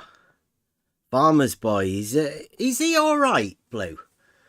I know you like being over there and being the head honcho with Blue Marble Science, corralling all of the other little Blue Marble scientists. But I mean, it must get challenging for Farmer's Boy, having to keep a control of people that are that fucking nasty to people. He really has a massive chip on his shoulder, doesn't he?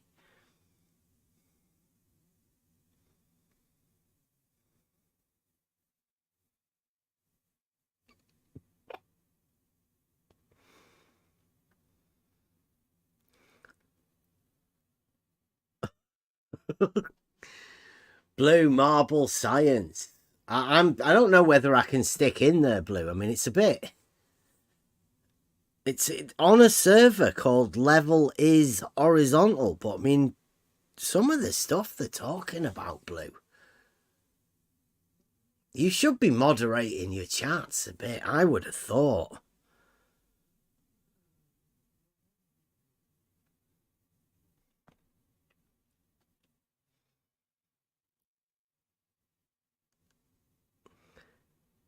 Yeah, here we go.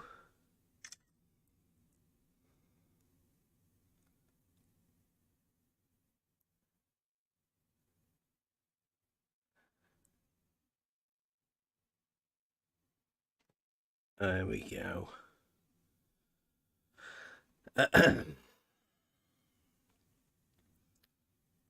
He wants you invited over there. It's up to you, Paper. I'm not too sure, but check this out.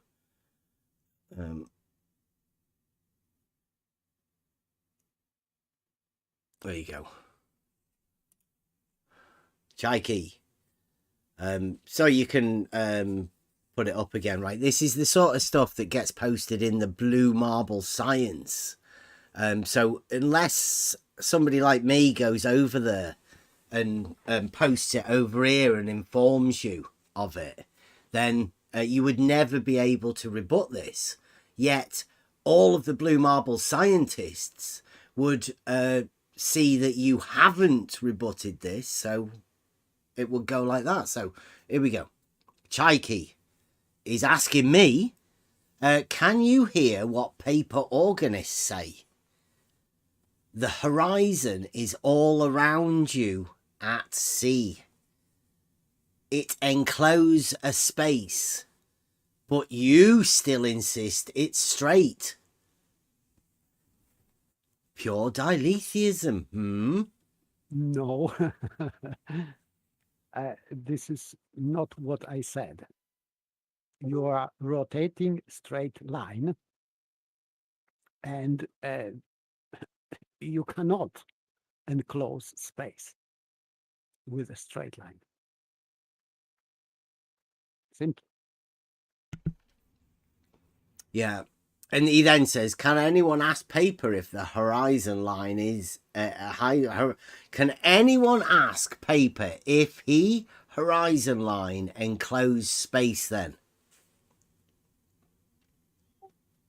No, What the hell does that mean? I just answered. No, you cannot.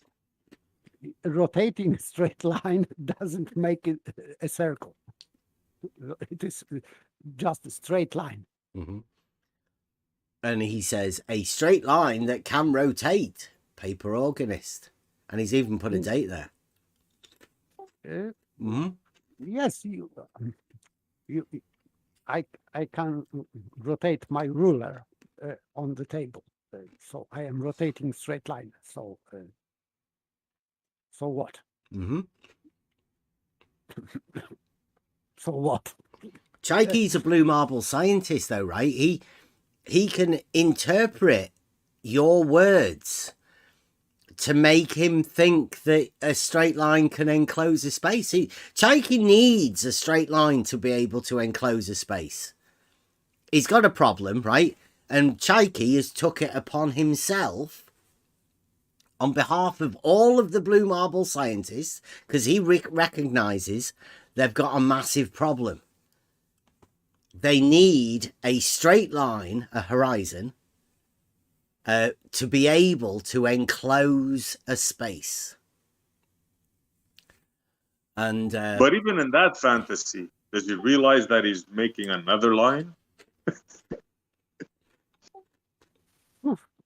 As I said, rotating ruler on the table will not enclose the space. Ruler is straight and it will never enclose the space. So No, but even in his conscious. fantasy, if he draws another line with that straight line, that's what he's thinking in his brain.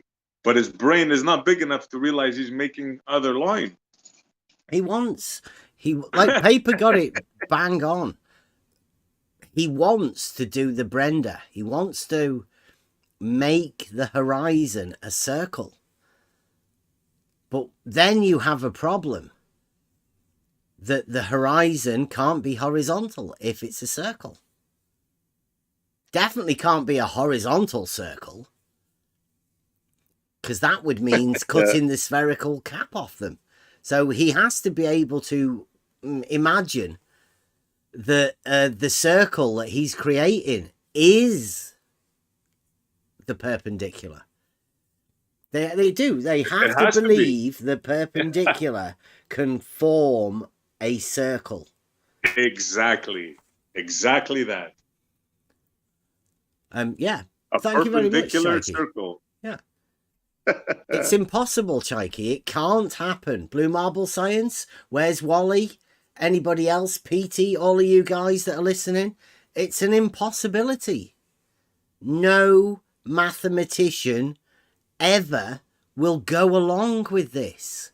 Two straight lines cannot enclose a space. It's an axiom. If two straight lines cannot enclose a space, one straight line's got fuck all chance. Yeah, In fact, it's got about the same chance, right? Zero.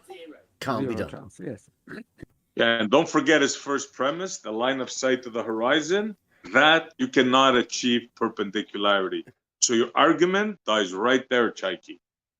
Sorry.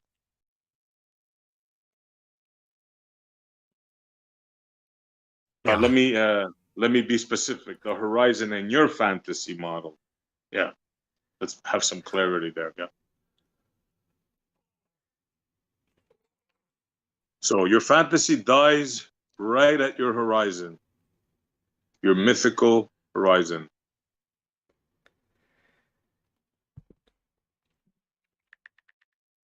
Right, I'll tell you, that's about all we've got for the Blue Marble Scientists, apart from the fact that there is a guy called FE Dogma. Now, this is strange, isn't it, right? The leader of the FE guys, FE Debate Superheroes, they started it off, and then Flat Earth Math starts making videos and getting triggered about vertical and horizontal. And now the latest one is again Flat Earth Dogma. He's making videos directed towards me. Now, apparently, he's on video number 2, of which I haven't even seen one. I didn't know about it. Nobody bothers telling me about these Flat Earth guys making videos. Even somebody else had to tell me about Nathan Oakley when Nathan Oakley was doing it. Flat Earth Math. Well, I don't think he told me that he made a video about us. I had to hear it from other people. So, has anybody got the Flat Earth Dogma, or is he that ashamed of it? He doesn't want us to go over it. How many people here knew that Flat Earth Dogma had made a video about us? Directly directed towards us. I'll see if I can find her. I have no clue about this new film. Sorry, I am not watching FE Dogma channel. It's got 2 parts, 9 minutes. Do you want to? This is from. It's going to be a celestial navigation one, but this is when Flat Earth Math got triggered. This is the picture that Flat Earth Math didn't want to watch. Do you want to? He's a bit hard to listen to, but let's get this. Can you put it in Discord? Yeah, I'll put it on for you.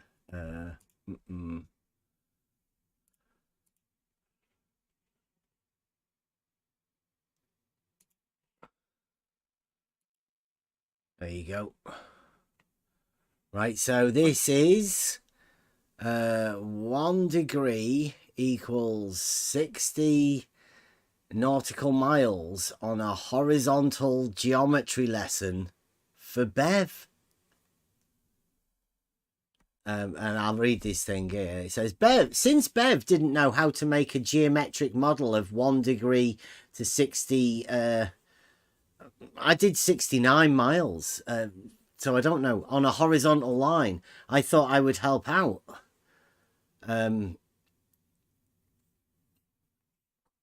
Also, thanks to Mittelwell for pointing out that I should have used the... Oh, he does all of this time stamping. I've never done any of that. He's got a challenge as well, right? So, okay, there we go. 9 minutes. Everyone ready for this? Did anybody know about this? That a horizontal geometry lesson for Bev. I don't know why he didn't bother telling us.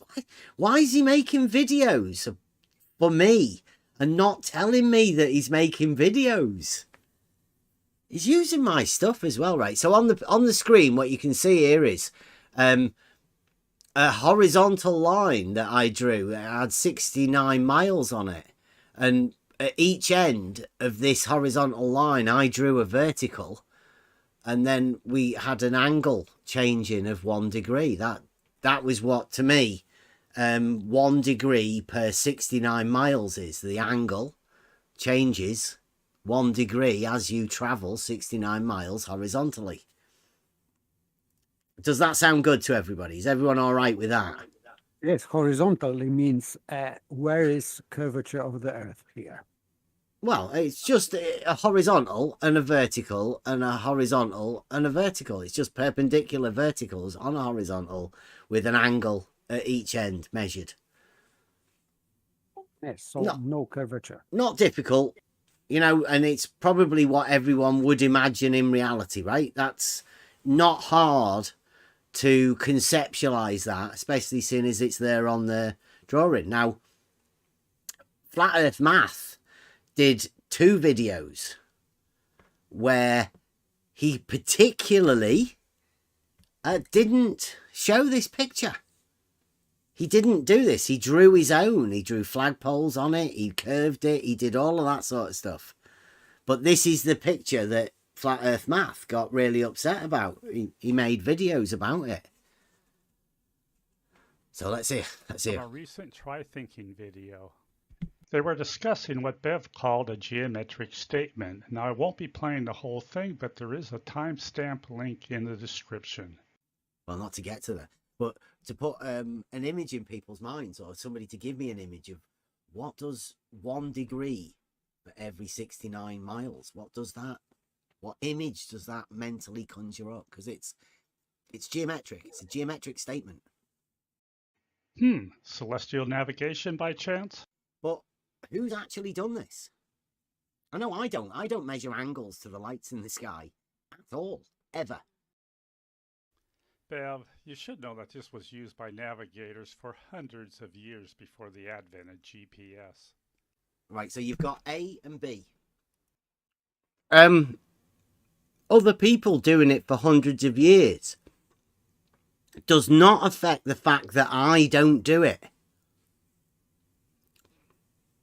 I don't know what he's talking about. It's just saying non sequiturs, right? Hear that again. Flat Earth dogma.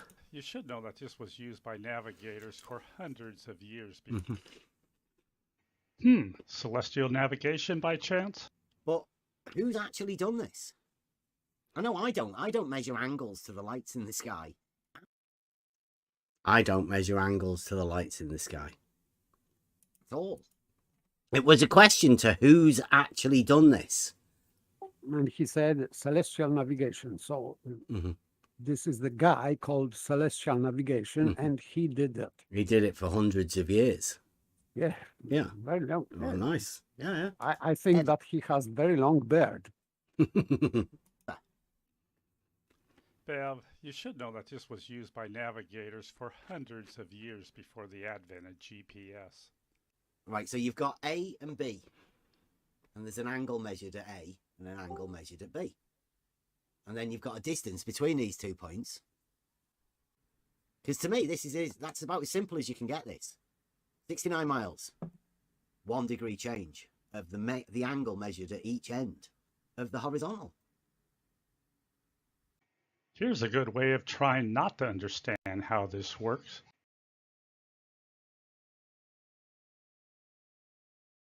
Has anybody got any problems with that before Flat Earth Dogma decides to... I have no problem, but Okay. maybe some people, no problem for me. Okay. Here's a good way of trying not to understand how this works. For starters, Bev forgot one important thing: the celestial object that both these angles point to. Now, since Bev is basing this on an Earth's surface that is horizontal, that means that the zenith to the celestial object... It's not an Earth's surface, it's a horizontal line. Did I ever say anything about the Earth's surface? Because I know this guy, he's called Flat Earth Dogma, and I think he might be obsessed with the Earth. Did anybody hear me say Earth anywhere, or are we just relating it to a horizontal? Always to horizontal. And I wasn't relating that horizontal to the Earth, was I? I was just relating it to a horizontal, the 69 miles horizontal. Yeah, Okay. always, yes. Okay. object forms a 90-degree angle at the GP. A 90-degree angle at the GP. Where? What's he talking about? Measuring an angle here forms a 90 over here. I would say not. I would say you've been listening to Flat Earth Debate. You should know, Flat Earth Dogma, that you can do fuck all with an angle, and that means measuring this angle here doesn't make this fucking triangle. Just doesn't work. So Flat Earth Dogma's doing this here. He's just drawn the celestial object up here. He's put an end point to this line. You can't do that. In geometry, when you're measuring this angle here, you cannot place this line here and this object here. Can't be done. Not allowed. But hey, Flat Earth Dogma's going to do it. He's going to say that celestial navigation, that guy, has been doing it for hundreds of years. He's been drawing triangles after measuring angles. Nathan Oakley's found him as well. He's been talking to him. And look at that. Now we have two right triangles. You could go again, couldn't you? No, you don't. He did that very quickly, right? Yes, if you don't know where to place this 90-degree angle. Mm-hmm. And you don't have two right angle triangles. You just don't. Yes, because if you don't know the distance to the star, you cannot place this vertical, this GP, let's say. You don't know where this GP is just from measuring angle.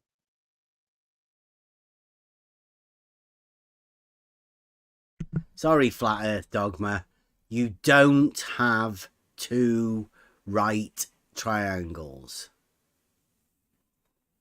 And he's put here at the top, let's add a little more geometry. No, that's adding geometric sophistry. It's a magic trick. That triangle isn't there because this object can't be placed there. But hey, I'm guessing this is what Flat Earth Debate superheroes Nathan Oakley and QE were doing. They were setting up this for Flat Earth Dogma and Flat Earth Math. It all comes clear now. The Flat Earth PSYOP is all being played by the Flat Earth crew. They're trying to deceive you into thinking that geometry isn't geometry. You can do magic with geometry. This is literal wizardry. And if you're fooled by it, well, that's because you've not looked into it yourself. It's dead easy to get rid of all of this bullshit. Dead easy. It depends whether people are going to be fooled by it or not. And look at that. Now we have two right triangles. No, you don't. So you could go again, couldn't you? It's a linear. It's a linear. You could just go for another 69 miles. What happens? 1 degree change. Again. And off you go again. Another 69 miles. Boom. 1 degree. Yes, this is a linear relationship because when we Yes. This is a linear relationship. That's what he says. graph this, we get a straight line. And then what the clever trick is to say, well, 60 nautical miles. It's like, what's that? Well, that's because then you can just divide it by 1. Divide it by 60 and say minutes. 1 minute is equal to 1 nautical mile. Well, a nautical mile is just reference to an angle. That's ridiculous. Actually, you could use any measuring system that you wanted to. It's just that 60 nautical miles per degree simplifies the math. So how could Bev have made a better geometric model of this? Here we go. I can't see anything wrong with that horizontal line. Unless he's thinking about drawing triangles that he's drawn on.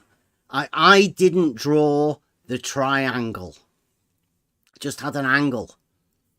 Just an angle. Flat Earth Dogma's drawn the triangle. Now, don't assume that it was me that drew that triangle. It wasn't. Now he's going to say, how can we do it better? And remember, please remember my horizontal and the fact that it can go in a linear relationship horizontally. But I just picture, like, if I was starting, and nobody ever does this, starting under Polaris, you know, establishing that angle right there, and then walk or traveling 69 miles in any direction. So I would have that vertical, you know, at my starting point, what I would consider a starting point, the ground position of Polaris, and then start to move away. That's what I picture in my head. Now that is a good idea. Start at Polaris and move away. Okay, tell me where I'm wrong. Is it a good idea? Rather impossible. Do you think it would give you a length distance of that line? Do you think you'd be able to make a triangle if you started there? Would it help you out in that respect?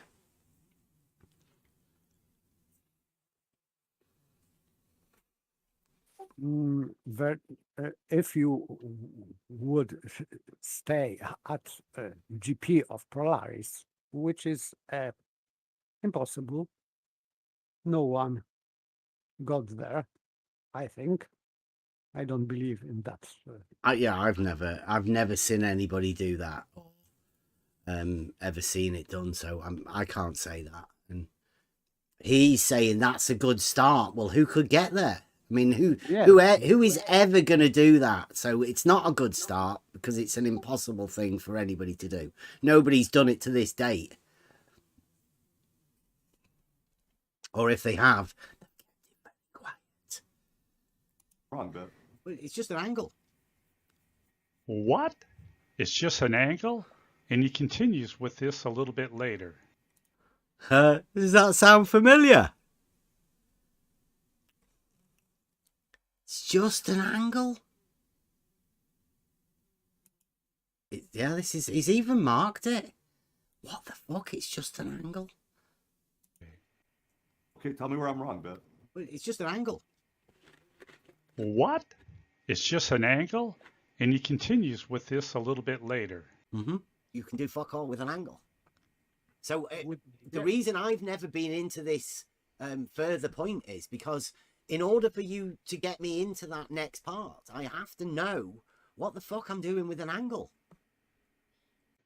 And this is the problem. So Bev, instead of saying I can do fuck all with an angle, you should be asking, what the fuck can I do with an angle? There you go. Really? Sounds like he's sticking up for Nathan. Nathan and the Flat Earth debate crew has got Flat Earth math and Flat Earth dogma on tide. Isn't that strange? I mean, I thought your channel was all about realizing Euclid and learning about geometry. Saying it's just an angle is ridiculous. It is just an angle there at each end of a horizontal line. 69 miles on land. But it sounds interesting because he is going along with Nathan Oakley argument. Yeah. But both, they cannot see that they don't start with an angle. This is problem because they start with almanac. So let's say that in this Nathan Oakley example, that he's on the boat in the middle of the sea, and he hasn't got almanac. So what would change if he would measure an angle? I would say nothing. Yeah. Wally's in the So- chat saying that we need to know what we can do with an angle. Well, the moment somebody lets us know, Wally, brilliant. So you have to have previous knowledge before measuring angle. So this is not what you said, because you were saying about just an angle. I was No. talking about finishing the triangle, which he's already done. Like, he's already done his triangles trick. I'm saying right now, you can't form that triangle. You just have an angle. But he's already drawn triangles. He's already said that, hasn't he? He's already tried to insinuate that I've drawn the triangle in the beginning bit, because he's a lying shit. And he's part of the Flat Earth hit squad, right? The Flat Earth crew are now trying to do a Nathan Oakley. They're following suit. I'm hoping that this one's going to actually tell us what we can do with the angle. Hopefully. Fingers crossed. First of all, you should have understood that since you're basing this on a horizontal, that means that these angles form right triangles with the zenith line. No. No. No. The angle does not form a right triangle. It's just an angle. You don't know where this is. Fuck's sake. Dishonest twats, a lot of them. Nathan Oakley didn't say this, but I bet Nathan Oakley told him to say this. It's a triangle there. Just put a triangle there, FE Dogma. Help us out. This is a lie already, right? He's already done the triangle earlier on. Now he's done another triangle. You do not make a triangle from measuring an angle. This angle down here doesn't make a triangle. You in order to make triangle, you have to have this vertical distance between this celestial object and GP of the star, GP. So you have to have this or assume this beforehand, let's say. So without that knowledge, you cannot create triangle. So without this zenith distance, you cannot make a triangle. I'd be with you on that. No triangle here. This is just not there. So as you're watching this, just remember, FE Dogma has generated a triangle that isn't actually there. This triangle, completely in his imagination. Look, he's even put the light in the sky on the picture for you.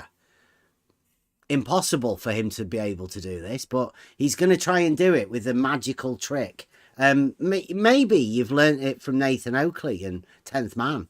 QE might have shown you this trick to put a triangle there when it's impossible for you to be able to do that, but he might have learnt it from Nathan. But I mean, I think it's a general thing of people just not understanding that you can do fuck all with an angle. You don't make triangles. To the celestial object. And you also should have known that you could use trigonometry. You can't use trigonometry with just an angle. You need a triangle. You can't just make them out of thin air from an angle to be able to use trigonometry. Nice that he's still using trigonometry though.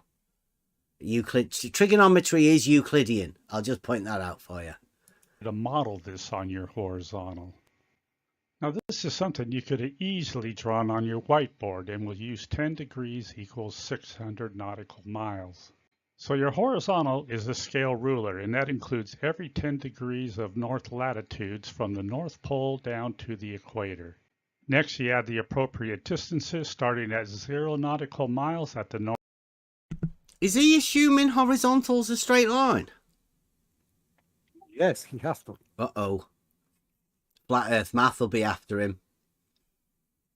I don't think you're allowed to do that, but I mean, we'll let it slide, right? He's going to make magic triangles in a minute. North Pole. Give him And of time, course, yeah. we add Polaris at zenith above the North Pole. Put a light in the sky on your picture. Always helps. Well, obviously, Polaris would have an altitude above the North Pole, and the easiest way to find this would be use 45 degrees north latitude. And that's because the observed angle to Polaris from that latitude is 45 degrees. Now, since this is a right triangle, we know that the line of sight to Polaris forms a 45-degree angle with the zenith line. And since this forms an isosceles triangle... An isosceles triangle now as well?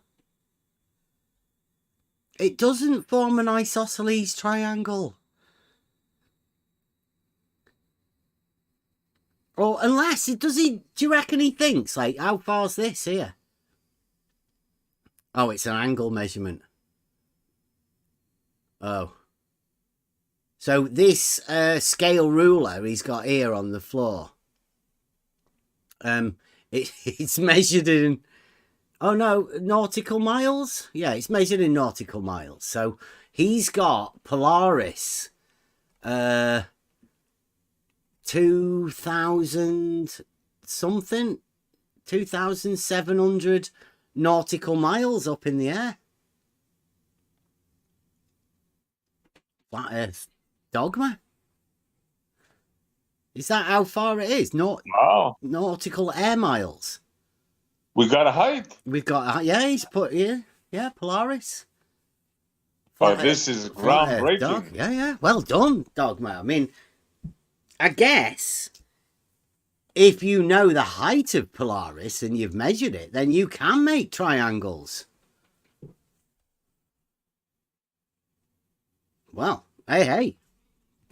Flat Earth Dogma, well done. Thanks a lot. Yeah, that's what he's doing. He's making an isosceles triangle. And for anybody that doesn't understand, an isosceles triangle has two sides the same length. And since he's got this one here as a horizontal, then this one must be the equal to it. Called it an isosceles. It's got 45 degrees, 45, 45, 90 makes 180 degrees. All of the triangle rules are being applied to here. Equal angles means that it is an isosceles triangle. And since we know this side length here, he's drawn it on his scale, that must mean that this is exactly the same length. This side of this triangle. 2,700 nautical miles. Boom. Polaris is 2,700 nautical miles, according to Flat Earth Dogma. Blue Marble Wow. scientists must be so proud of him. And he's Mark saying the date on your calendar. he's saying that I should have done this on my whiteboard. By the way, Polaris is how many light years? No. According to No, Two- that's all wrong. 2,700 Sorry. nautical miles. Sorry. Please, this is a groundbreaking day here. I just had it as a light in the sky, but it's been Me measured too. now. Yeah, it's come a lot closer. So good to have Thank the you, Flat Earth Dogma. guys out helping out with this. Like, if we hadn't had the Flat Earth guys showing everybody what you can do with an angle, you'd never have known that Polaris was so close. Wow. We know that the This is- sides opposite of these 45-degree angles are of the same length. Mm-hmm. Oh, And look at that. We used an angle to find the altitude of Polaris above the horizontal. there you go. He's done it. Thank you, Flat Earth Math. Send that one over to Nathan Oakley. Get him on that. Make sure Nathan Oakley hears about this. This is what you can do with an angle if you're a Flat Earth Dogma guy. I guess this By is the the way- dogma that he's passing on, right? The Flat Earth Dogma.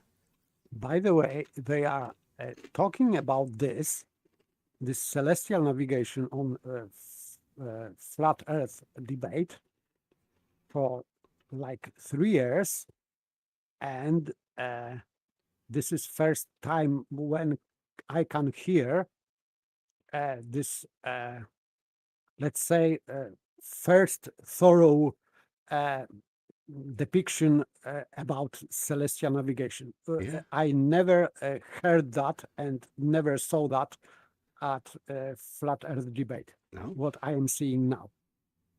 Yeah, It Flat had Earth Dogma three- is a bit special. 3 years Yeah. and nothing like that. Why?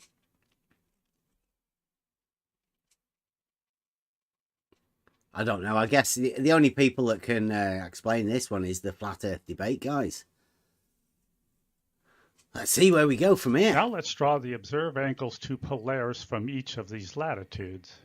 Now the question is, are the distances and angles of these triangles correct?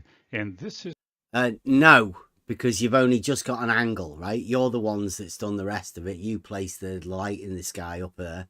And so, Flat Earth Dogma, I mean, I don't know. He's asking himself if they're correct now after just drawing it. where we can use trigonometry. So let's see if every 10-degree change does equal Wow, he's good at 600 it. nautical miles on a horizontal.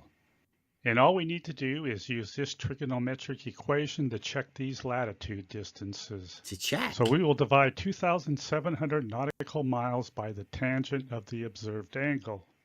And let's start with 80 degrees latitude north.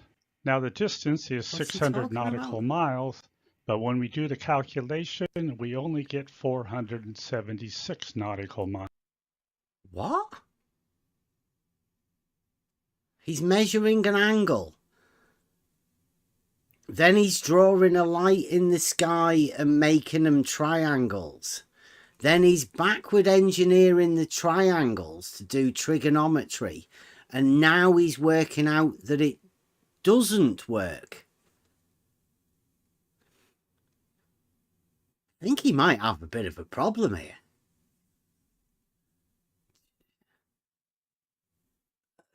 Yeah, it might be because he drew a triangle in the first place. He didn't observe rule number 1.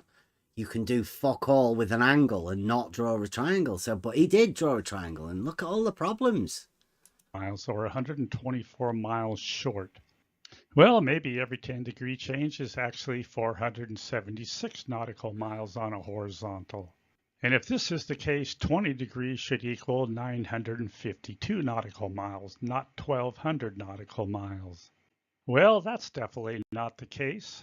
And by subtracting 476 from 983, we can see that this 10-degree change actually was a bit longer at 507 nautical miles. Now again, we do not have a match for 60 degrees. Does anybody know what he's doing at this point? Bev, Yeah. I don't know what he's going on about, but to do trigonometry for a distance, to get a distance from trigonometry, you need a physical height. You can't do it otherwise.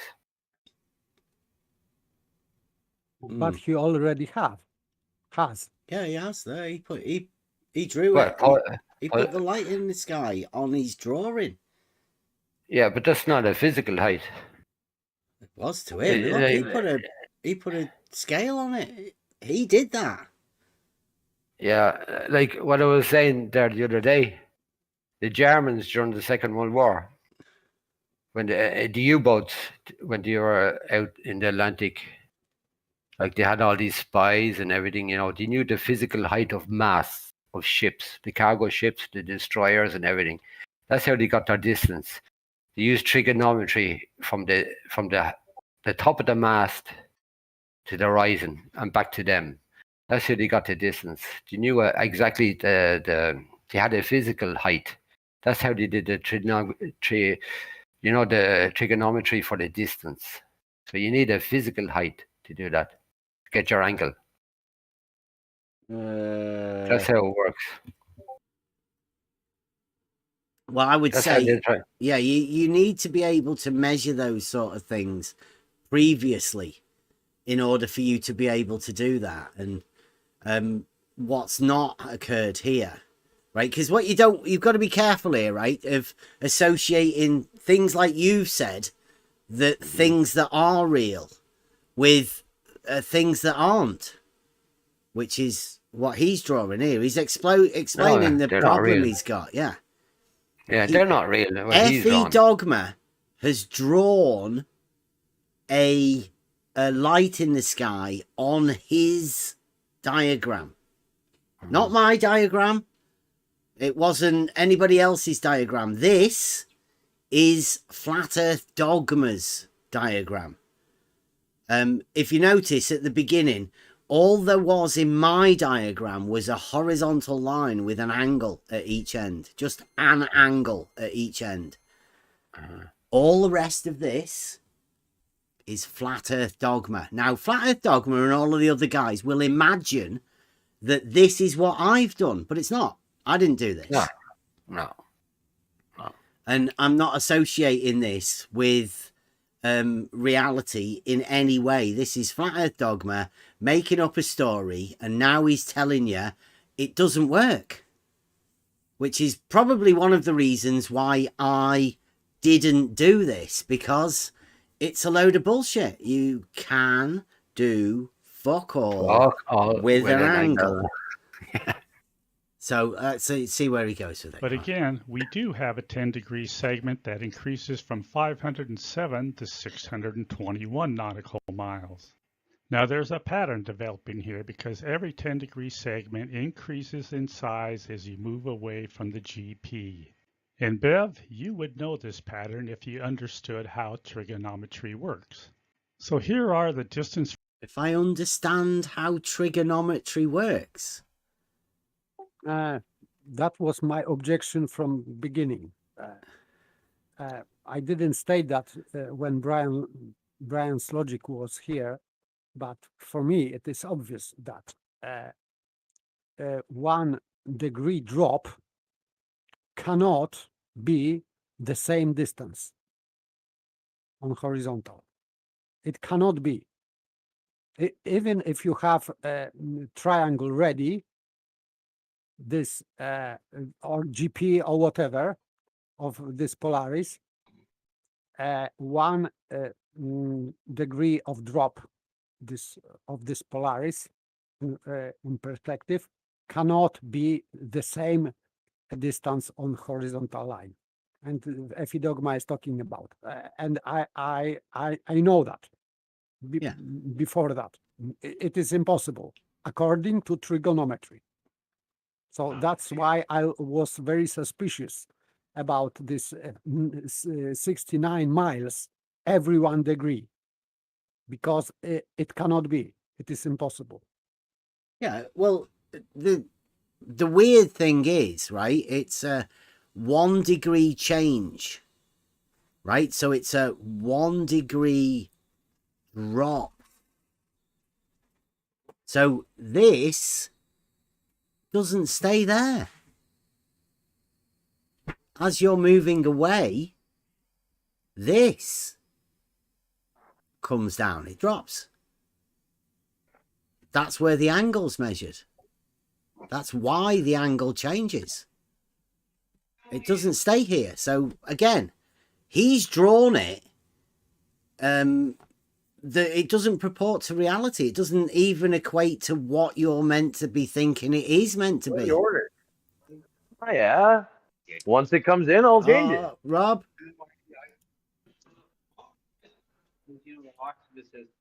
I'll get in. Sorry about that, Rob. You'll have to hot mic. Okay, let's go again. From the GP calculations for the rest of these latitudes, and the last one is only at 1 degree, so that is a 9-degree segment. These are the distances for each segment. Who's that? Balanced Truth is saying that this is the same as Sean Hawkins' angle to Polaris. F.E. Dogma has stolen Sean Hawkins' Polaris. Sean Hawkins invented this Polaris argument.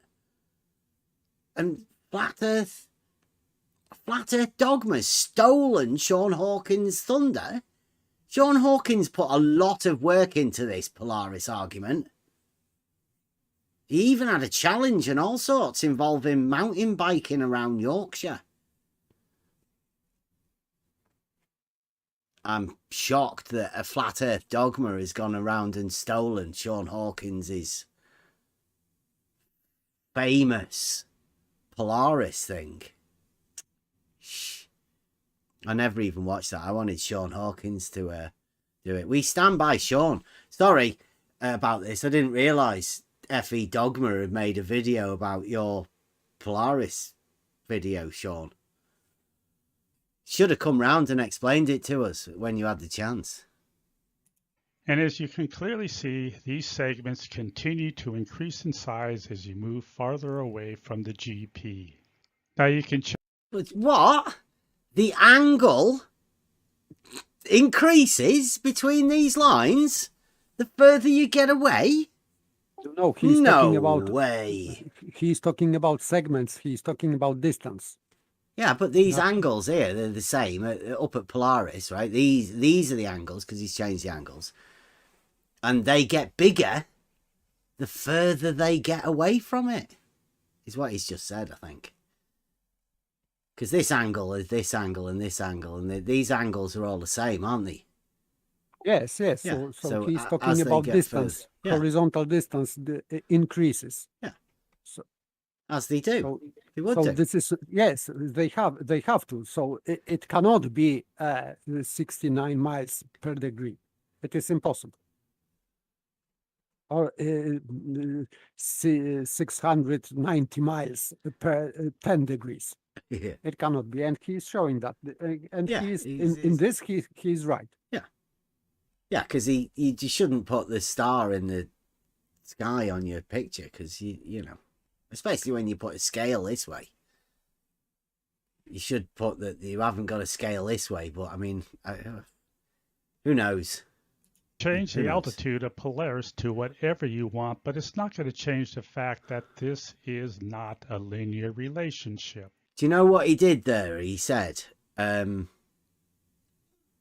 you can change the altitude of Polaris to whatever you want, but the altitude that they use is an angle altitude, not an actual distance altitude like you would think. Because celestial navigation has done a thing where they change the meanings of words. So when you hear altitude, you think like 3,000 feet or, you know, whatever, an airplane altitude, a straight line, vertical distance. But that's not what he's talking about here, because the altitude within celestial navigation is an angle. It's not a distance. At least that's what I've learned anyway. Not a lot of people have actually tried to talk to me about this, but that's what I've understood. If I'm wrong, let me know. And if you're going to use the excuse that those aren't measurements but only calculations, then pull out a protractor and measure those angles. As you can see here. Look at that. He's drawn a triangle by putting a light in the sky on a piece of paper. And now he's going to tell you, if you want to check it, put a protractor and measure the angle. He's put a fucking light in the sky. There. He's put it there. And now he's telling you, if you want to check it, put a protractor on it. On the sky, protractor on the sky. He is not. He didn't put Polaris in the sky. He put Polaris on the piece of paper. So he's not talking about the sky. He's talking about piece of paper. Yeah, he's just talking about measuring an angle here on his piece of paper that he's drawn a fucking light in the sky. There's triangles there that aren't there. They're not there in reality. I don't know how many people get fooled by this. Blue marble scientists, do they really take this? What about flat earthers? They've been listening to Nathan Oakley and 10th Man, QE, talk shit about this. Do you think that they're going to go along with this? Is it somehow different what Nathan Oakley's going to imagine? I don't imagine this, but I'm wondering what the flat earthers think about this sort of shit. I don't think that they will go along with that, because he's rather debunking this 69 miles per degree. So they should maybe debate between themselves about that. Like FE dogma against, I don't know, 10th Man or Nathan Oakley. Yeah, there's a few experts. Yeah. Flat Earth dogma versus Flat Earth debate crew. The superheroes at Flat. You should do it. Yeah, get it on. 80 degrees lines up, as does 70 degrees, 60, 50, 40, 30, 20, 10, and even 1 degree. So again, see the way he did that? He had this one measuring angles along the bottom, and then he went up here. Do you know why that is? It's because this horizontal here and this horizontal here, they're parallel. That makes all of these angles work exactly like he's shown. Yes, yeah, this is this box, what they say about celestial navigation. Yes. So you are creating a rectangle, and it has to be parallel to horizon or to horizontal line. On a horizontal. Again, each 10-degree segment increases in size as you move farther away from the GP on a horizontal. I'd point out here, right, at this point, that he put the light in the sky on a piece of paper. And that's the problem. He's fixed a light in the sky on a piece of paper. So the question is, Bev, why don't you know this geometry? I do know this geometry. I didn't draw that because it's a load of shit. And I know that you can do fuck all with an angle. Is that a rebuttal enough? Thank you very much. But to be honest, I didn't even need to go through all those calculations, because if Bev knew what to do with an angle, he would understand that this observation was not possible. Really? Did he say that again? But to be honest, I didn't even need to go through all those calculations, because if Bev knew what to do with an angle, he would understand that this observation was not possible. Unless he thinks that Polaris physically sits on the Earth's surface when viewed from the equator. So does every 10-degree change equal 600 nautical miles on a horizontal? Absolutely not. So Bev, if you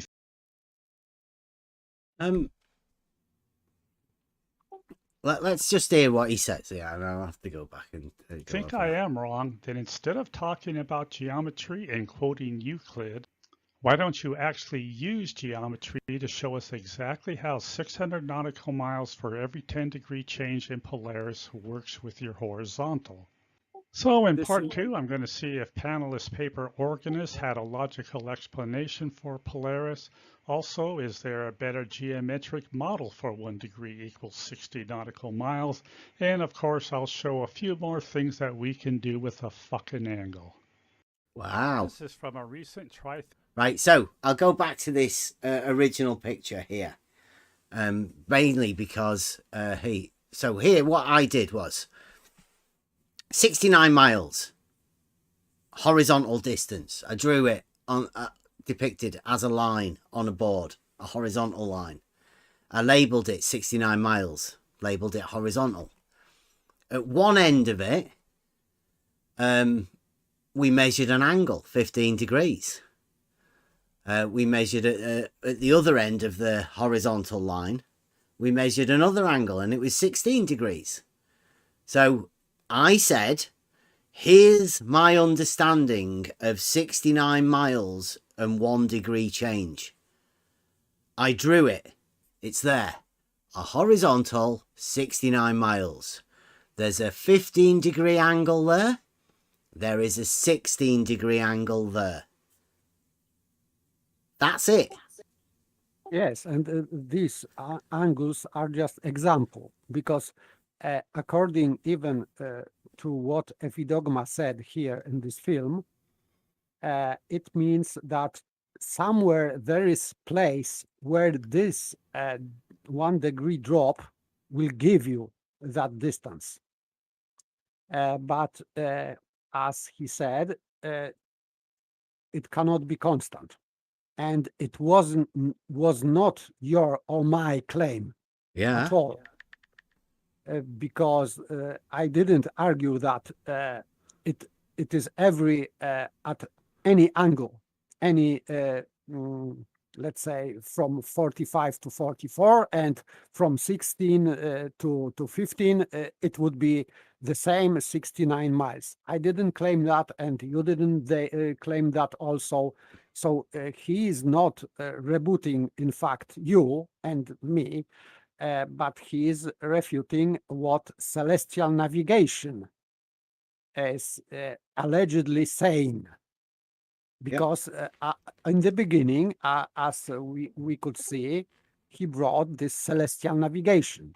So it is supposedly celestial navigation claim, not mine and not yours. So why he is trying to convince audience that he is arguing with you about that? He's arguing maybe against celestial navigation, but not you and not me. Yeah, they're trying to lump us into an argument that we've never been involved in. We've always said, whenever Brian's logic came round here with Flat Earth Egypt to lay down the heavy on us with the celestial navigation argument that 10th Man was bringing, we said, don't be fucking stupid. You can't do that. You can do fuck all with an angle. But he said, oh, you're going to have to get on board with it. And we went, no, we don't have to get on board with it. It's fucking ridiculous. And here we are. And by the way, my and as I remember, when we were talking about that, I only said that this is not impossible, that it can be measured. Yes, in one spot there is 15, let's say, degree, and at 69 miles it would be this drop Yeah.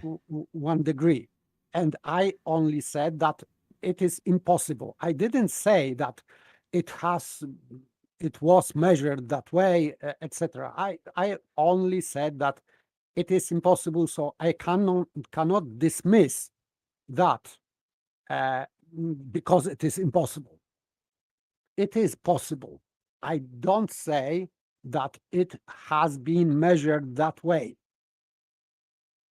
Yeah, Because I don't know. I don't know. I just don't know. I think we I said, cannot- didn't we? We said that there is a claim of 69 miles and a 1 degree change. Although my first thing was, I've not done it. And I don't know anybody that has actually done it. Flat Earth Dogma said that celestial navigation's been doing it for hundreds of years. But nobody's ever shown us that. Yes. So only what I could say that, okay, it is not impossible. So I cannot just dismiss that this is, I cannot hand wave that. That's all what I said about that. But I have no claim about that because I don't know, and I am not really interested in that to know how it works. But just I said it is not impossible. Just it. Yeah. Nothing less, nothing more. The whole idea of me doing this was to ask people, right? And nobody else has come up with any other different thing other than FE Dogma drawing a triangle. But it was to ask people, what do you picture in your mind when you hear 1 degree change over 69 miles? What does it mean to you? And I showed you what it meant to me. It's there on screen.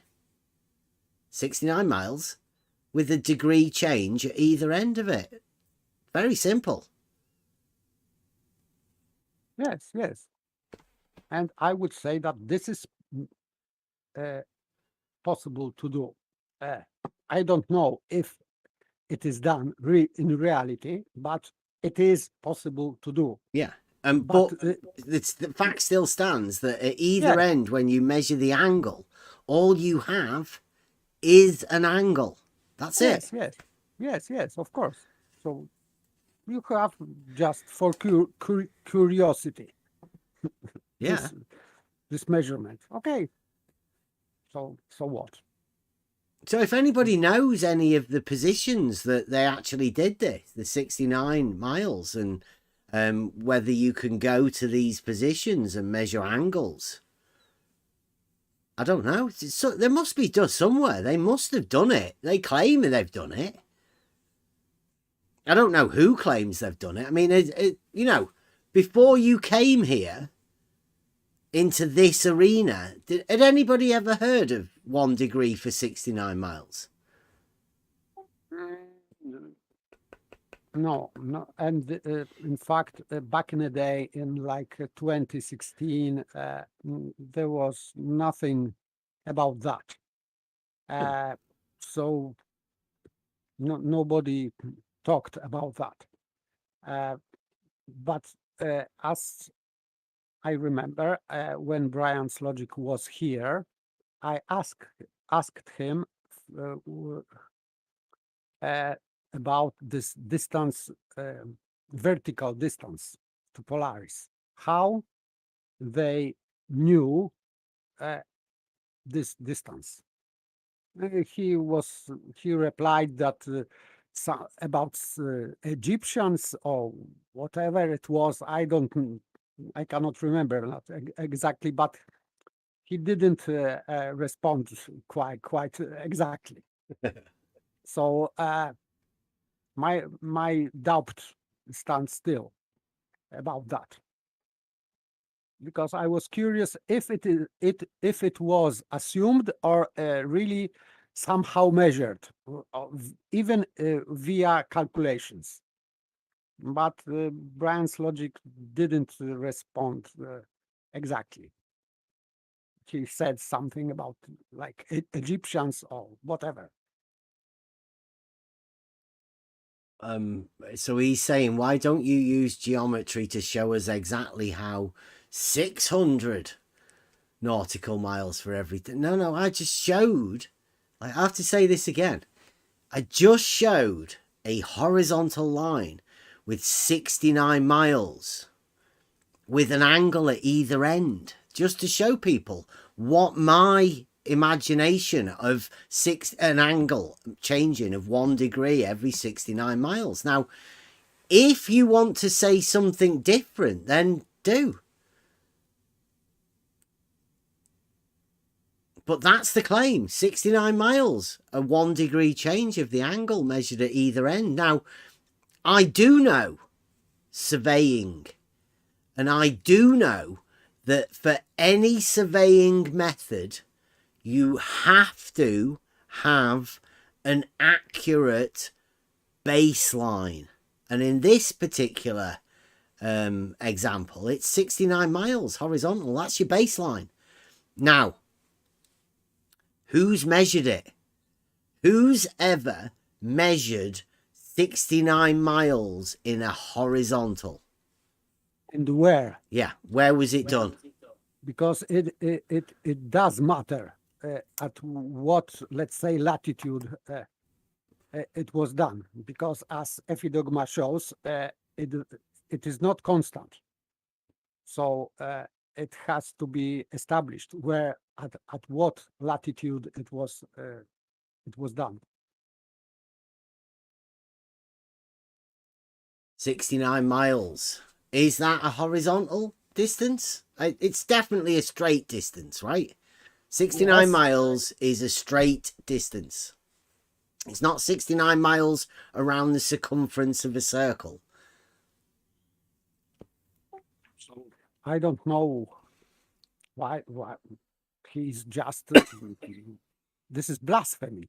So for globe model. So I don't know what will happen. I hope that he will be well and there is no danger for him. What time have we got? 11 o'clock. Do you want to go over the other video? Because in part 2, it's only a short one again. He says, did panelist, paper organist, have a logical explanation for Polaris, a light in the sky? Do you have a logical explanation for a light in the sky? Yes, I can see the light in the sky, and it is not moving, and that's why it is called Polaris. So North Star. Yes. This is my logical explanation. And is there a better geometric model for 1 degree 60 nautical miles? I have no idea. Well, No I idea. think they've just hidden the 1 degree for a nautical mile. See, the problem with the original one is it's a 1 degree change of angle over 69 miles horizontal distance. 1 degree equals 60 nautical miles means what? I don't know. That's why my answer is I don't know. Because 1 degree doesn't equal 69 miles. There is a 1 degree change once you move 69 miles. You can't write it 1 degree equals 69 miles. That'd be fucking ridiculous. But they do it here with the 1 degree to 60 nautical miles. Yes. Yeah. I know what he is doing, but still, I don't know if there is better model, because I would say it should be, because this is bad model. So maybe every other model would be better than that.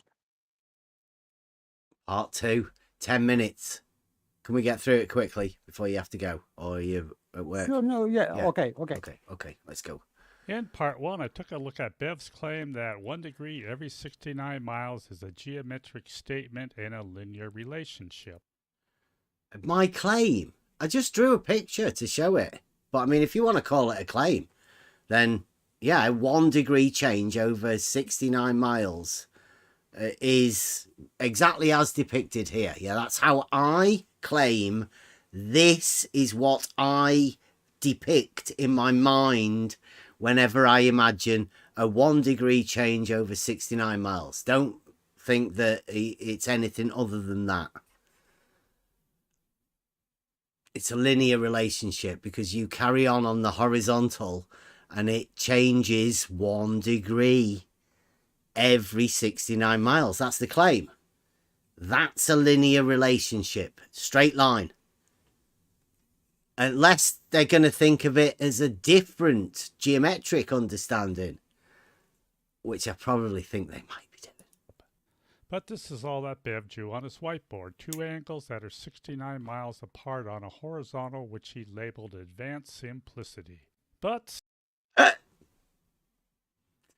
Advanced simplicity was already wrote on my whiteboard as I was drawing all of the rest of it. But nicely done. Yes, advanced simplicity is there. Did I also label it with the logical statements here? Rustle us up an axiom. Did I label it that also? Why do they assume or try and do this? That's not a label, but he's done that. Luckily enough, there's only 200 people watched this video, and he's lying shit bag. Since Bev likes to boast that you can do fuck all with an angle, he didn't understand that he could have used trigonometry and found out that nope, those 10-degree segments on lying shit bag. You can't draw the triangle and you can't put Polaris on the piece of paper to start off with.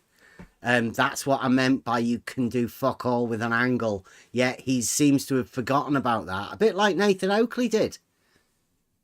a horizontal He's already got the fucking triangle. But increase in size as you move farther away from the GP. So in part 2, I'll take a look to see if the on-the-level panelist paper organist had a logical explanation for Polaris. Also a few more things that we can do with the fucking angle. He likes saying that, doesn't he? Give him free rein to say swear words. Yes, yes. He likes it. And is there a better geometric model for 1 degree equals 60 nautical miles? Also, I'll throw in a few examples of geometric globe evidence to show Bev that yes, there are globe believers with geometric evidence of the globe model. Wait a minute. Geometric evidence?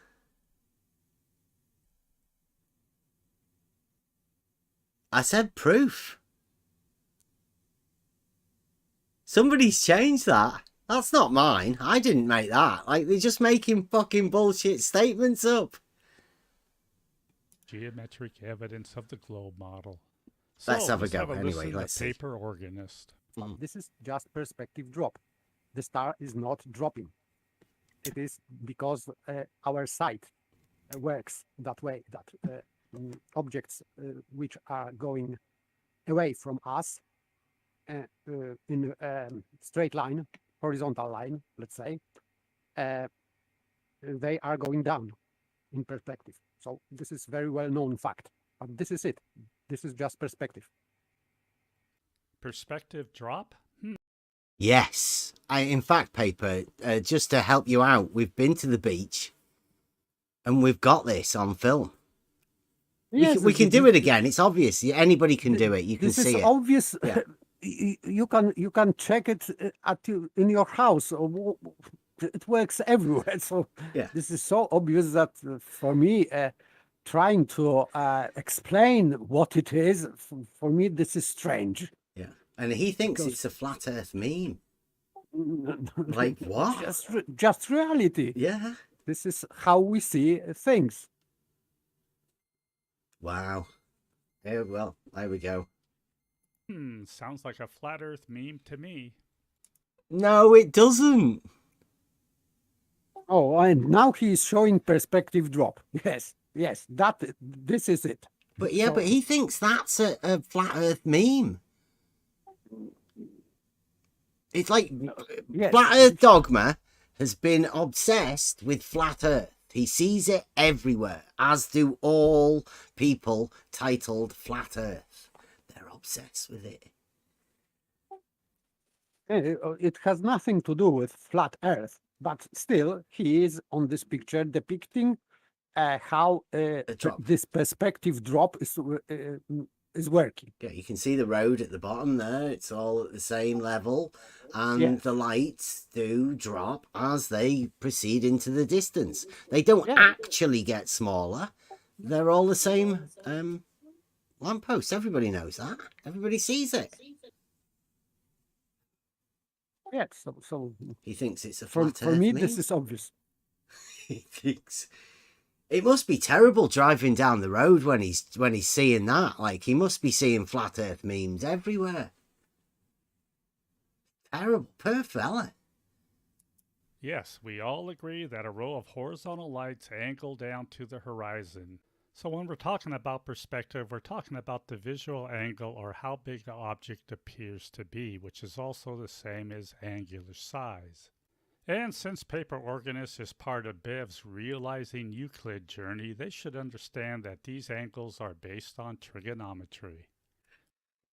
Right, I'll point out here the thing that he seems to have missed that is within the sight things, and it's even on his picture, right? See this? It's an isosceles. We call it in Euclid, it's proposition 5. We call it the bridge of asses.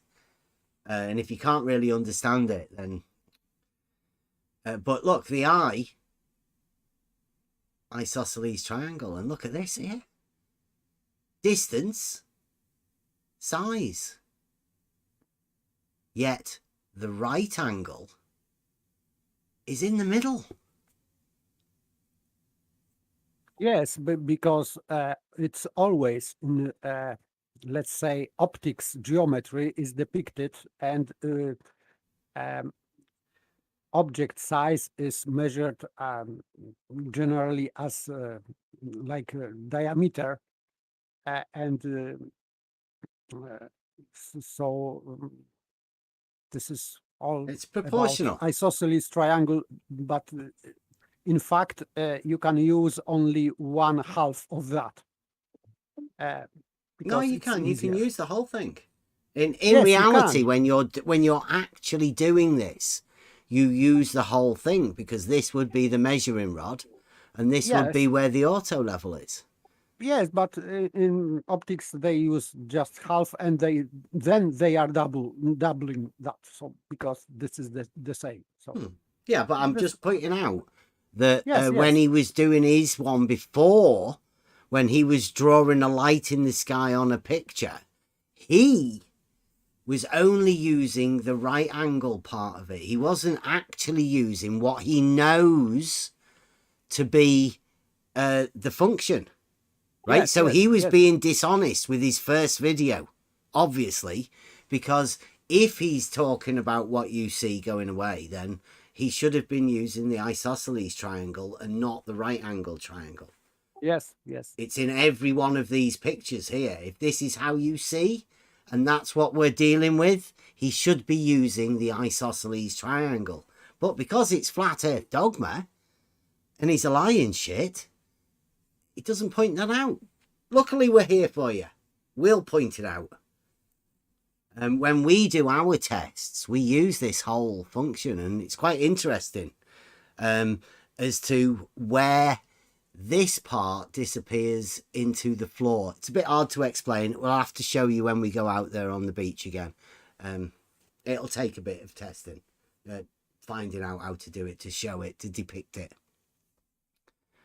But we'll do it again. We have done it before, and we'll do it again. Angles are based on trigonometry.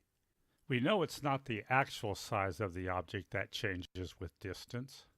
It's the angular size, or how big the object appears to be. Yeah. And this angular size can either be measured with surveying equipment or calculated if we know the object's actual size and distance.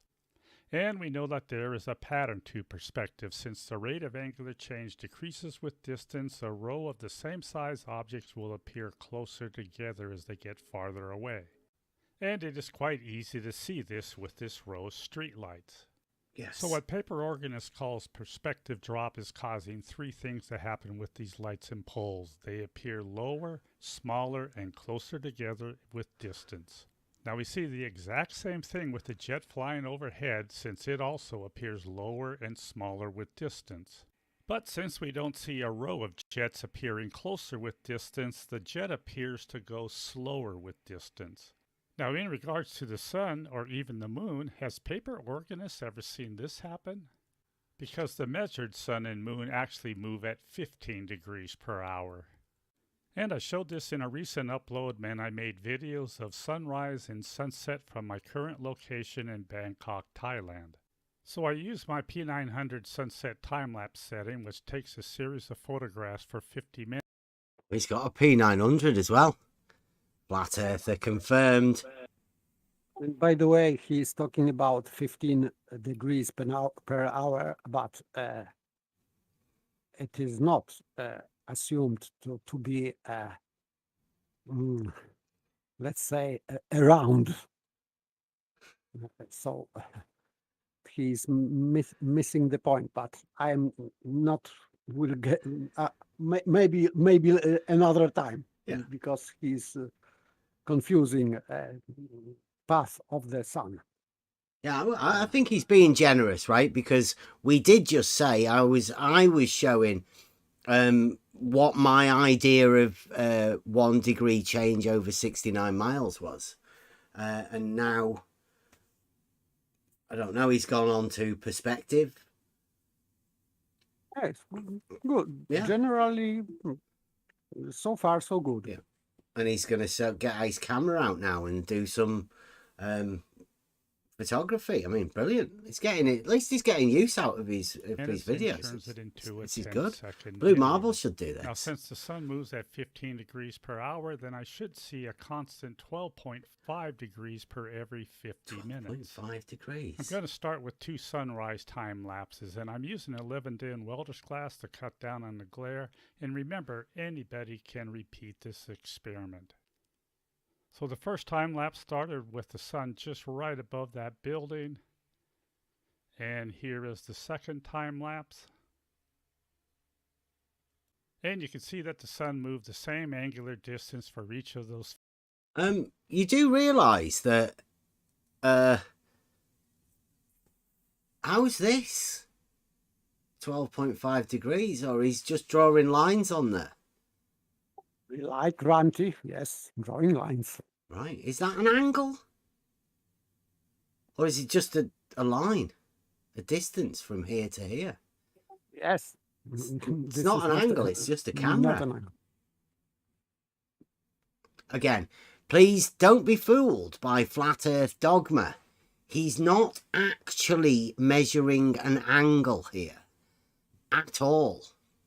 He's just timing a time lapse on his camera, and then he's drawing lines on a picture and labeling them angles.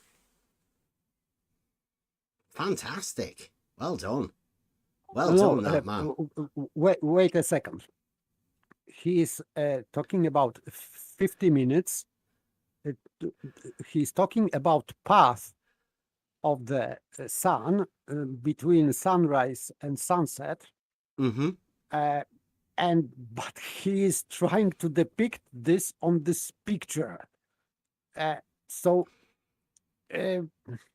this is not angular distance in that way. But okay, let him be for now, because this is too late to argue about that. It's just a straight line. Yeah. 50-minute segments. And here are some time lapses for sunset. So here's the first 50-minute segment. And the second one. And I tried for a third one, but rain clouds moved in and it just got too dark and they blocked the sun. But again, just like we saw with sunrise, the sun moves at a constant angular distance across the sky every. Like, why is that an angular distance?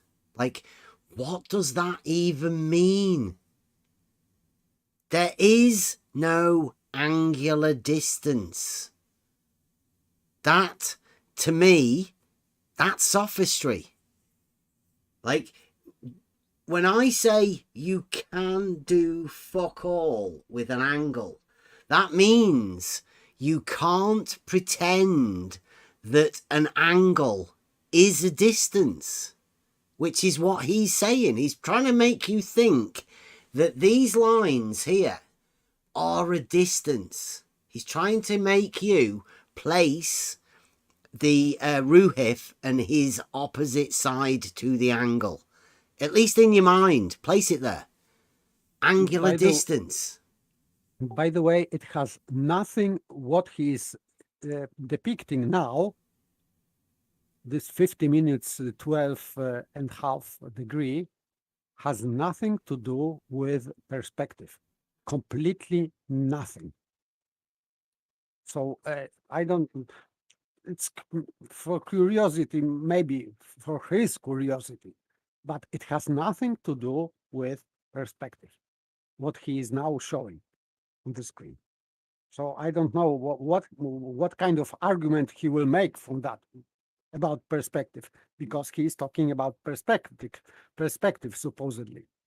But this has nothing to do with perspective, what he's now showing. We best have a word with Nathan Oakley. Everybody let Nathan Oakley please know there seems to be a rogue flat earther travelling around saying ridiculous shit. Get QE on and Nathan Oakley on this, man. This sort of flat earth stuff needs to be cut out. It's just not needed. 50 minutes. Not needed. So sorry, paper organist, but this is not a sun setting due to perspective drop. Not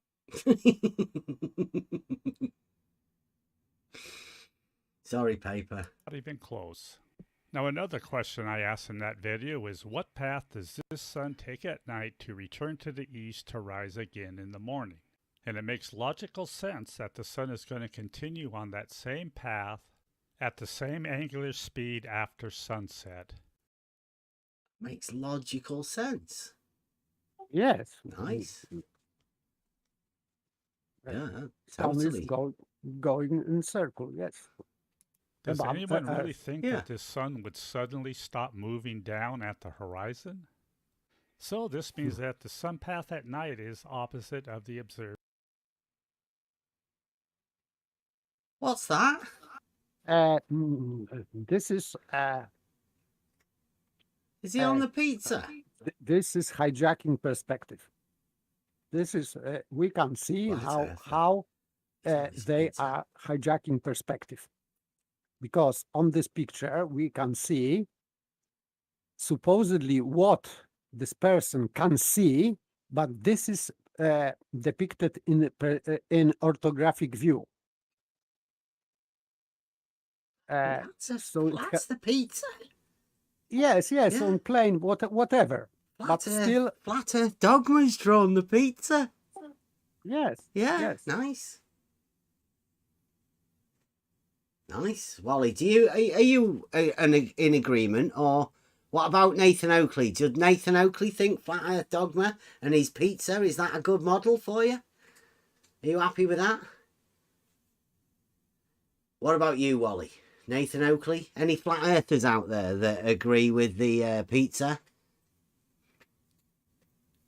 What about Wally? Globe earthers? Do you like Flat Earth Dogma's pizza map?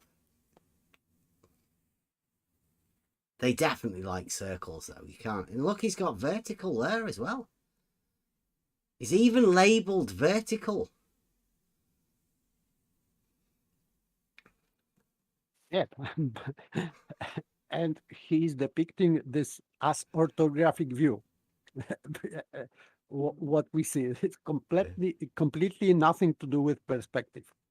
He's messing everything up. But okay.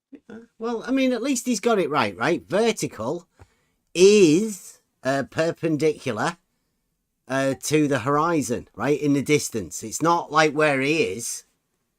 It's over there, right? That's at least the vertical, you could say that all of these points all the way around his pizza, he would have a vertical perpendicular to it. So good on for him, at least sticking to a bit of geometry and perpendicularity.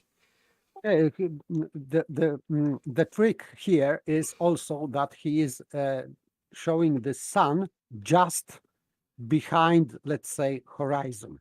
Under the pizza. And sort of semi-cutting the pizza. Yes, so this is not, because sun is farther. So it has this, this circle should be bigger with this sun path. But okay. Here we go. Daytime sun path, and of course when you live in Bangkok and the daytime sun path is at such a steep angle to the horizon, can you guess? This means at night the sun travels below you. My step-grandson was even able to figure this out when he was 6 years old. And this definitely works on a...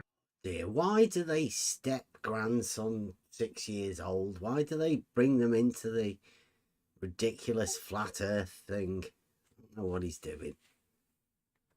Globe, because Earth's rotation makes it appear as though the sun is orbiting around you. So Bev, here's the geometry of the Bangkok sun on your horizontal plane Earth, and if you don't think the sun goes... What's he talking about?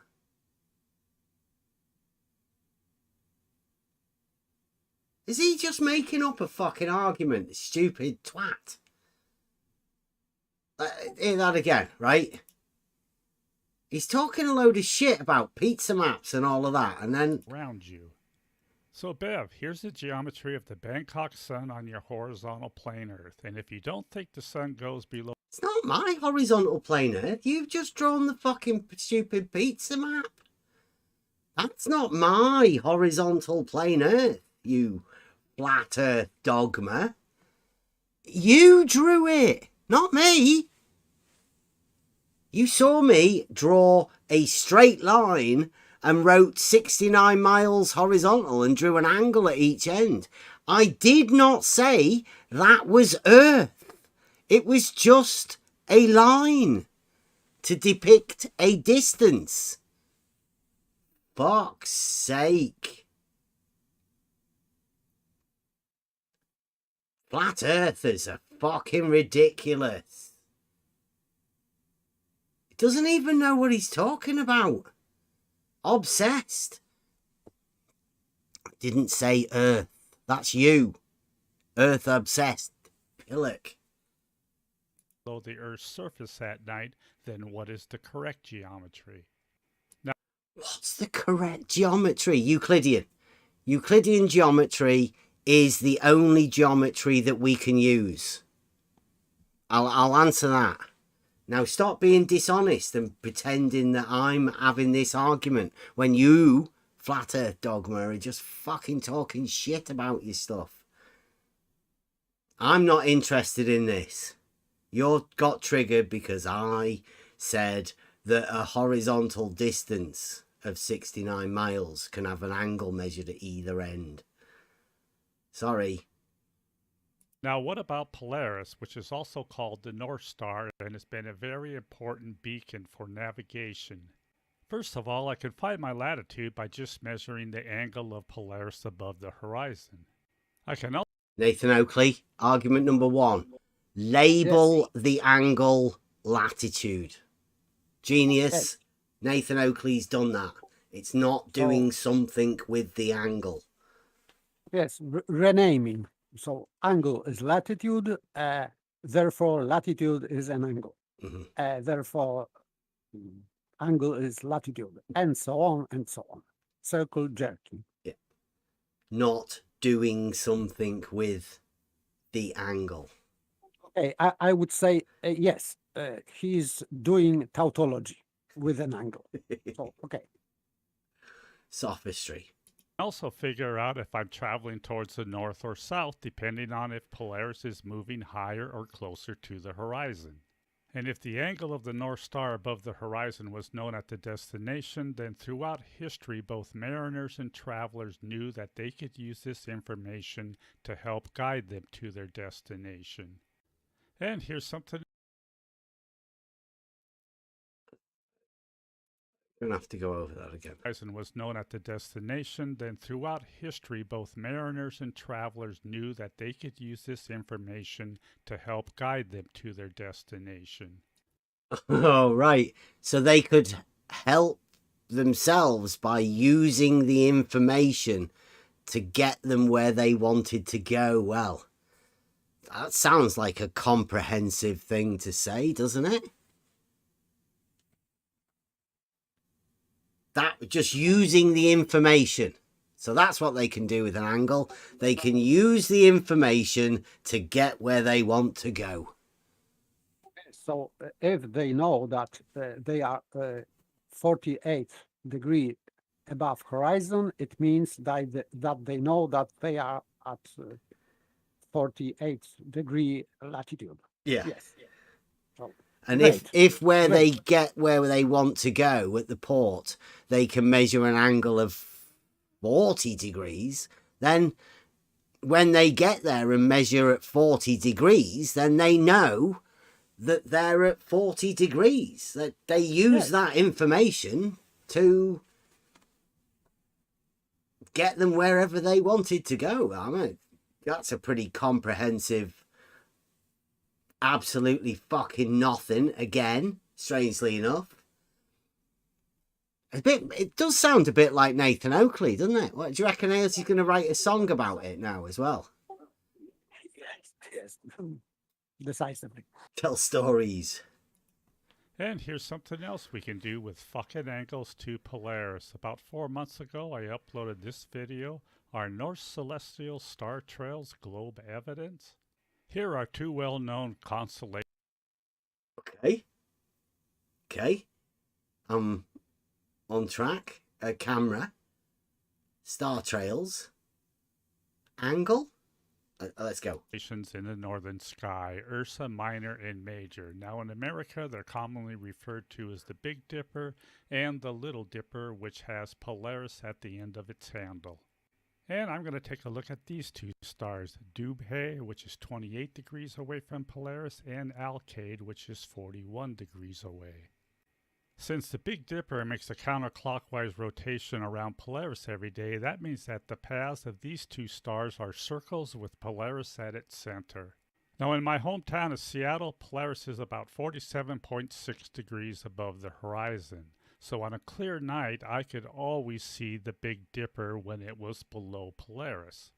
Now I currently live in Bangkok, Thailand, and from here Polaris is about 13.8 degrees above the horizon.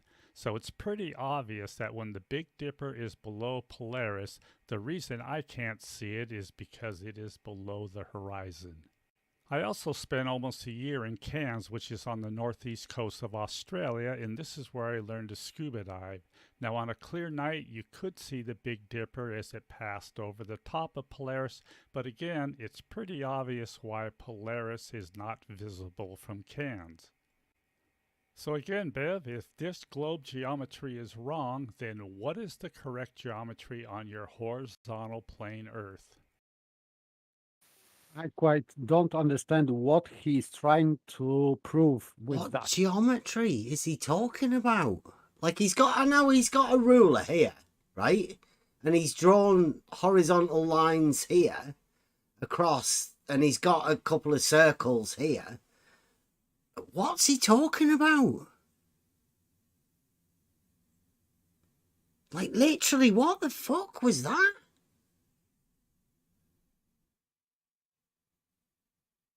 Yeah. Stars are like sun, are with perspective drop. They are dropping because in Australia he is farther, of course. So But what they he's drop. done is he said this here is Seattle, and then this here, because he can measure an angle, is Bangkok. Like, this line is Bangkok, and this line is Seattle, and this line here is Australia.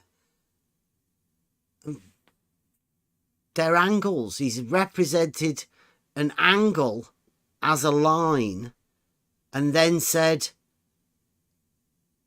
I can't see the light in the sky. But Yes, place the line as though the line is what's blocking the light in the sky. I don't understand. I don't understand what he, how he is trying to convey an argument, because for me this is nonsense. Yeah, there's no argument there at all. And he's measured 3 angles, drawn 3 lines, and still managed to say fuck all. Absolutely nothing.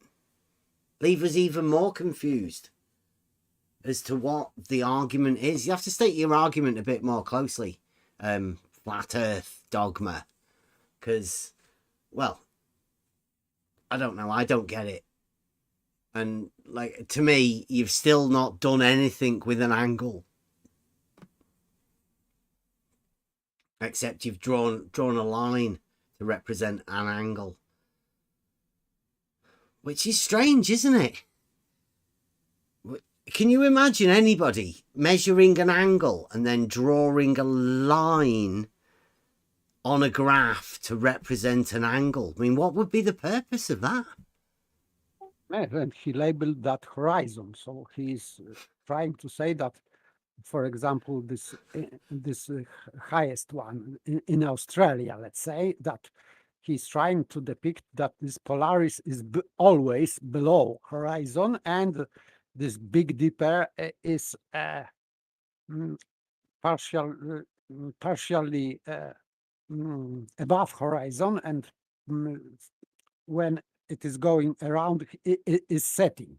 So this Big Dipper is rising and setting over horizon in Australia. I think that he is saying that he's saying this, but for what purpose, I don't know what he's trying to prove with that. I don't get it. I think he mentions globe geometry, but let's hear what he said again. Now, on a clear night, you could see the Big Dipper as it passed over the top of Polaris, but again, it's pretty obvious why Polaris is not visible from Cairns. Here we go. So again, Bev, if this globe geometry is wrong, then what is the correct geometry on your horizontal plane Earth? Forget about the horizontal plane Earth. That's him just talking shit like flat earthers do.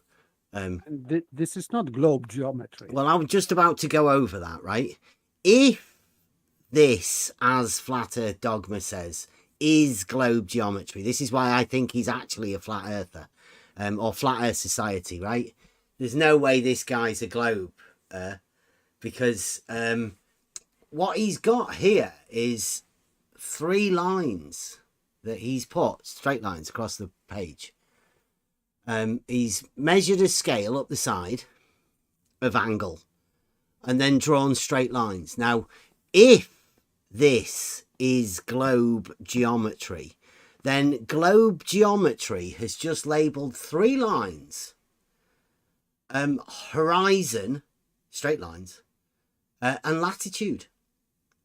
He's made 3 lines that are measurements of angles into 3 straight lines and labelled them horizontal and latitude. Horizon and latitude. Straight lines. Parallel. Globe geometry. Remember that?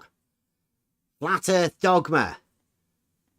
If this globe geometry is wrong, is the question he asked. Again, listen. Geometry on your horizontal plane Earth wrong, then lands. Here we go. So again, Bev, if this globe geometry is wrong, then what is the correct? So if this globe geometry is wrong, it is not globe geometry. It is a guy that's taken an angle and drawn a line on a graph that he's done. I mean, I don't know. It's not. It might be Euclidean geometry by drawing straight lines on a scale, right? But there's no purpose for anybody to draw a line as an angle. Yes, yes, I agree with you. For me, it doesn't make much sense, but still, it is not globe geometry. Can they not even imagine it's globe geometry? You know, come on, like nobody in normal geometry had ever draw a graph with angles and represent them as lines. So can we not give them this as being globe geometry? Like, what you have to do is like just replace globe for fantastical, imaginary. I think that he's trying to depict what we see. That would be not maybe even perspective or whatever. What we see above horizon in 3 locations. But what it has to do with the globe, I don't know. There is no link here in this drawing to the globe. So yes, maybe fantastic, but not globe. Well, the globers will think it's geometry. Well, I mean, I don't know. It's a flat Earth dogma. I mean, how much do the globe guys take as flat Earth? I don't know. It's getting confusing, this Earth shape thing. It's getting like they're all over the place. Geometry on your horizontal plane Earth. I don't have a horizontal plane. Let's have one Earth. final It's listen to Bill. Or did everybody else have some other different idea about it? People I've talked to did have a different understanding, because I don't think anybody's ever showed them the simple geometric version of how this works. Warning, trigger alert, curved lines will be discussed. Well, Bev, this is really not that difficult. Here we have a 360-degree circular protractor. So let's take a look at the first 90 degrees and ask the question, are these congruent 10-degree curved line segments? Looks like that to me. And what if we have a smaller circumference? Again, it looks like the answer is yes. Now I'd be willing to bet that this globe geometry works. So we have a globe with a radius of 3. Again, globe geometry? That looks like a circle. These look like Euclidean. So I'm not too sure what he's talking about, but hey. Maybe globe geometry is not spherical geometry. I don't know. Yeah. What it is. That's definitely a circle. Like, that's Euclidean, right? 1,959 miles, and that gives us a 24,875 mile circumference. This ratio here is Euclidean again. It's pi. Diameter and the circumference and radius. Euclidean. And since this is the equivalent of 21,600 nautical miles, that means that 1 degree equals 60 nautical miles, 10 degrees equals 600 nautical miles, and 90 degrees equals 5,400 nautical miles. And it's really not that hard to understand that these are congruent 10-degree curved line segments that are 600 nautical miles long. So how does this relate to Polaris, which would be at zenith above the North Pole? Well, let's start by adding verticals to 80 degrees. He's done the same as Shadow Falcon. Yes, but they're not verticals. Let's hear what he's saying, because I think that he's just shooting his own foot. Yeah. Now, but let's see. Okay. 60 degrees, 40 degrees, and 20 degrees north latitude. Next, I'll add horizontals that are 10.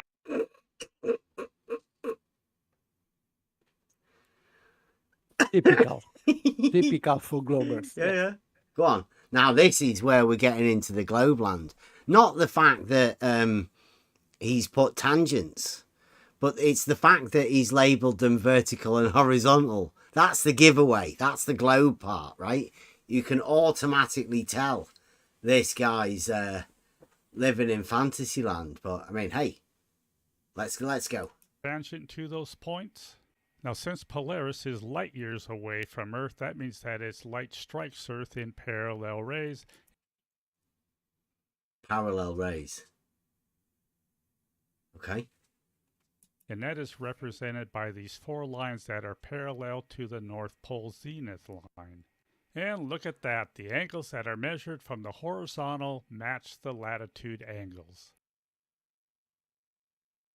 But by the way, can you see a trick here Yeah. with this parallel rise? You can see that 1, 2, 3, 4, 5. You have 5 positions depicted as Polaris. So where is Polaris? Yeah, it's the parallel. So Polaris is not. Polaris has a 5 dot. positions. 1, 2, 3, 4, 5. Yes, so straight it lines. means that Polaris is not a light, a dot in the sky, but this is a line. Well, no. These are parallel. Yes. Polaris has multiple positions, not just one. Yes, that's my point, because it's about perspective. Because according to perspective, this Polaris has to be as big as this Earth. And also, I don't know whether you've noticed this as well. He cannot close the triangle. On this model, he literally just has an angle. That's it. So the statement, you can do fuck all with an angle, applies to this model even more. Because he literally cannot enclose that triangle anywhere. Yes, with parallel lines, of course. Absolutely. He has no triangle. So there is no triangles on this particular model. Now, I don't know whether anybody noticed that. Pardon? This is Sean Hawkins' model. Is it? And then he straightens out the curve to make all those try to intersect with the same point. Remember his big contraption he made? I've never seen it. I've never seen it. I wanted Sean to tell me and take me through the challenge. Oh, it was hilarious. And I kept trying to tell him the same thing. These lines are parallel. They'll never meet. They say, oh, but it's far away. And of course, then they just push things out until, you know how railroads look like they're merging. They push it out and say, see, they all meet. It's really funny. Well, I think it's fucking ridiculous. The fact that, he's just gone through and explained how to use trigonometry and all of that, because he magicked up a triangle that wasn't possible for him to have. And now he's gone to a model where there is no triangle. There's nothing. Literally, nothing. His straight line that I labelled as a 69-mile horizontal, where's that? Hey, Bev, can I ask you a question? Yeah. Yeah, and that, okay, like when you use trigonometry to measure, like, let's say the height of a building, don't you need to know the distance to the base and actually be able to see the base to measure the angle to the base and to the top? To get the correct number? Well, what I would say is, I've never measured anything with trigonometry, because I don't believe you do. I think it's a mathematical quiz that you do at schools. If you want to measure the height of a building, what you do is you get a fucking tape measure and you actually measure it. And you can measure the distance to the building as well. There's no need for you to employ trigonometry for measuring buildings, because you can actually measure them. In fact, the plans to make the building would have been followed. So I would say that the people that made the building have already measured it. They know the height, they know the land, they know at what elevation it was started at. There's no need to do trigonometry for this. I agree with you. but I've seen them try to demonstrate how you can measure the height of something and they were putting an angle to the base and an angle to the top, and then they knew the distance to the base, right? And so then they were coming up with a number, and it would be fairly close. But the problem with this Polaris one is you're so far away that it is impossible to measure to the GP point, which would be the base, right? So really what they're looking at when these elevation angles, when they measure them, it's all it is an angle over your horizon, and your horizon is local, it's close by. So your triangle, if you made one, would be What from do you mean your where you're horizon's standing, local? because it's close by. Where What do you mean by see it close? optically, optically, like 3 miles away, whatever, when you're standing on the ground, right? You see where it appears to merge towards eye level. It doesn't make eye level because it can't be, right? We know that. You see way more Right? than But 3 that miles. space. But my point is, normally we all kind of accept, maybe you don't, but that horizon when you're standing on the beach is about 3 miles away. No, Where it's fucking not a miles physical away. place, it's an optical place, No, it's not 3 right? miles. 3.5. No. I know it goes on indefinitely. I agree. It goes on indefinitely. But it's not. Like, what I'm not going to agree to is the QE's 1.22 times the... Because that's bullshit. And we've been saying it for fucking... Yeah, I know, but don't put a distance to the horizon, because you can't. I'm going to say why they're not measuring right triangles at all. Because if they're measuring perspectively, it's a perspective angle. It's in your field of view. They're measuring an elevation over what they call the horizon, right? Which is normally close by. That's what I'm saying.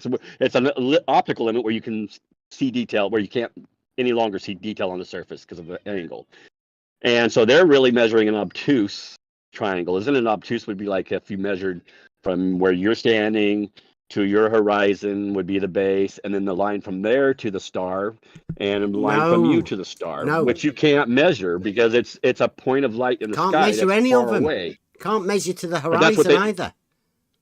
No, they are. They're measuring. They're calling it a right angle as if you're measuring to the base. Are you talking about Nathan Oakley?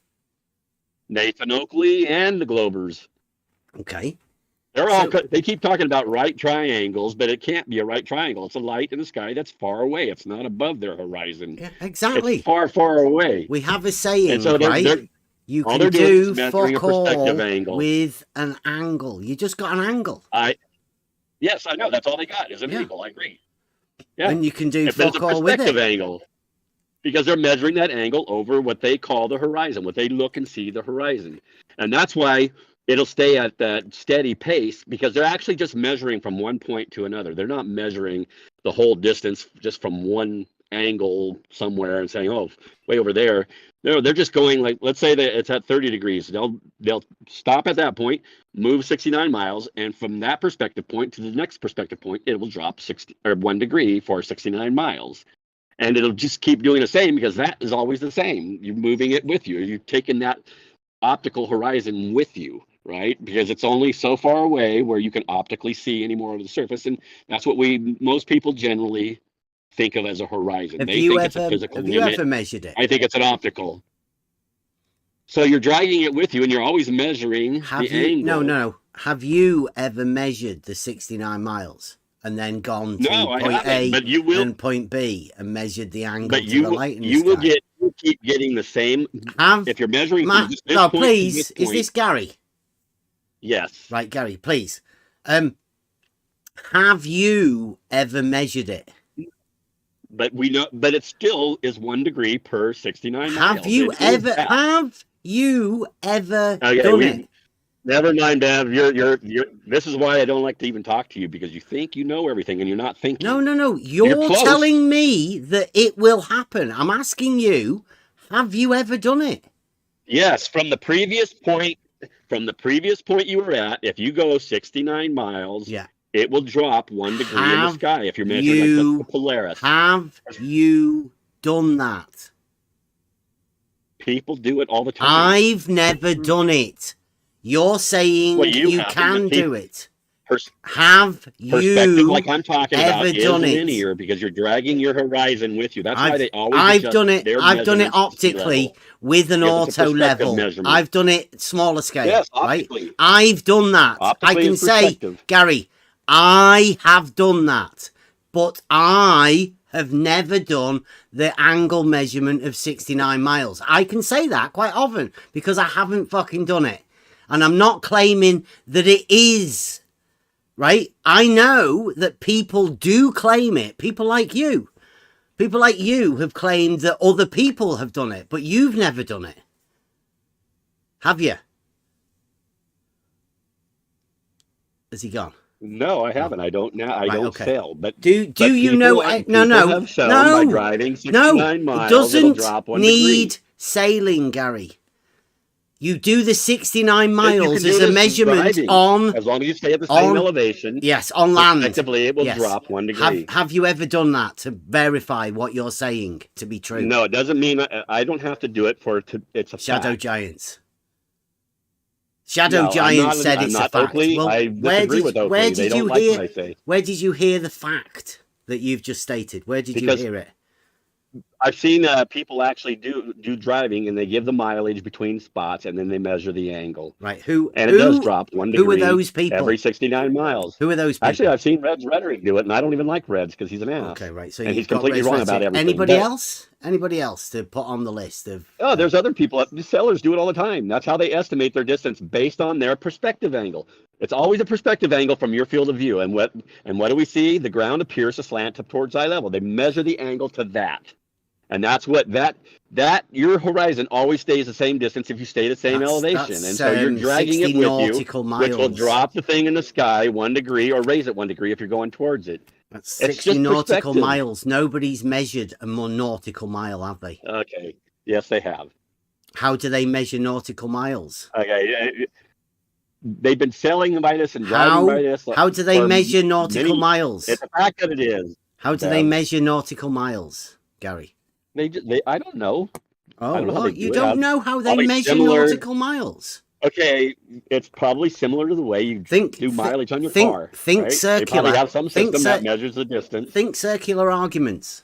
Try it. It's not circular. Yes, You it do the is. circular They argument. measure Listen, I nautical agree with a lot of miles what by you say, but measuring an But you're not angle. saying what I'm saying, and it's very obvious that when you measure an angle, it's all it is an angle. It's not a right angle, right triangle, or anything like that. It's an angle. Just You're an correct angle, about yes. That you've Yes, never and it's measured. but it's according to your field of view. And your It's field not- of view, don't you say it's take not with my you. field of view. I've never done it. I've told you. You have a field of view. When you look towards straightforward, you have a field of view. Yeah, but neither me nor you have measured it. A lot of people have, Bev. Not You're me just or denying you. that part. Okay, not me or you. That Okay. doesn't mean other people haven't. Well, Red's But rhetoric, apparently. they're mistaking what they're It's in measuring. Red's rhetoric. And they do call it something different. They call it curve. It's not. It has to do with your perspective, and they're simply messing that up. It's just And an Opie's messing it angle. up too with his right triangles. It's not a 90-degree right triangle. No, I know. It's just an angle. It's just an angle. It's a perspective angle. It's your field of view, It's- the angle to your horizon. What's That's a what you measure. perspective angle?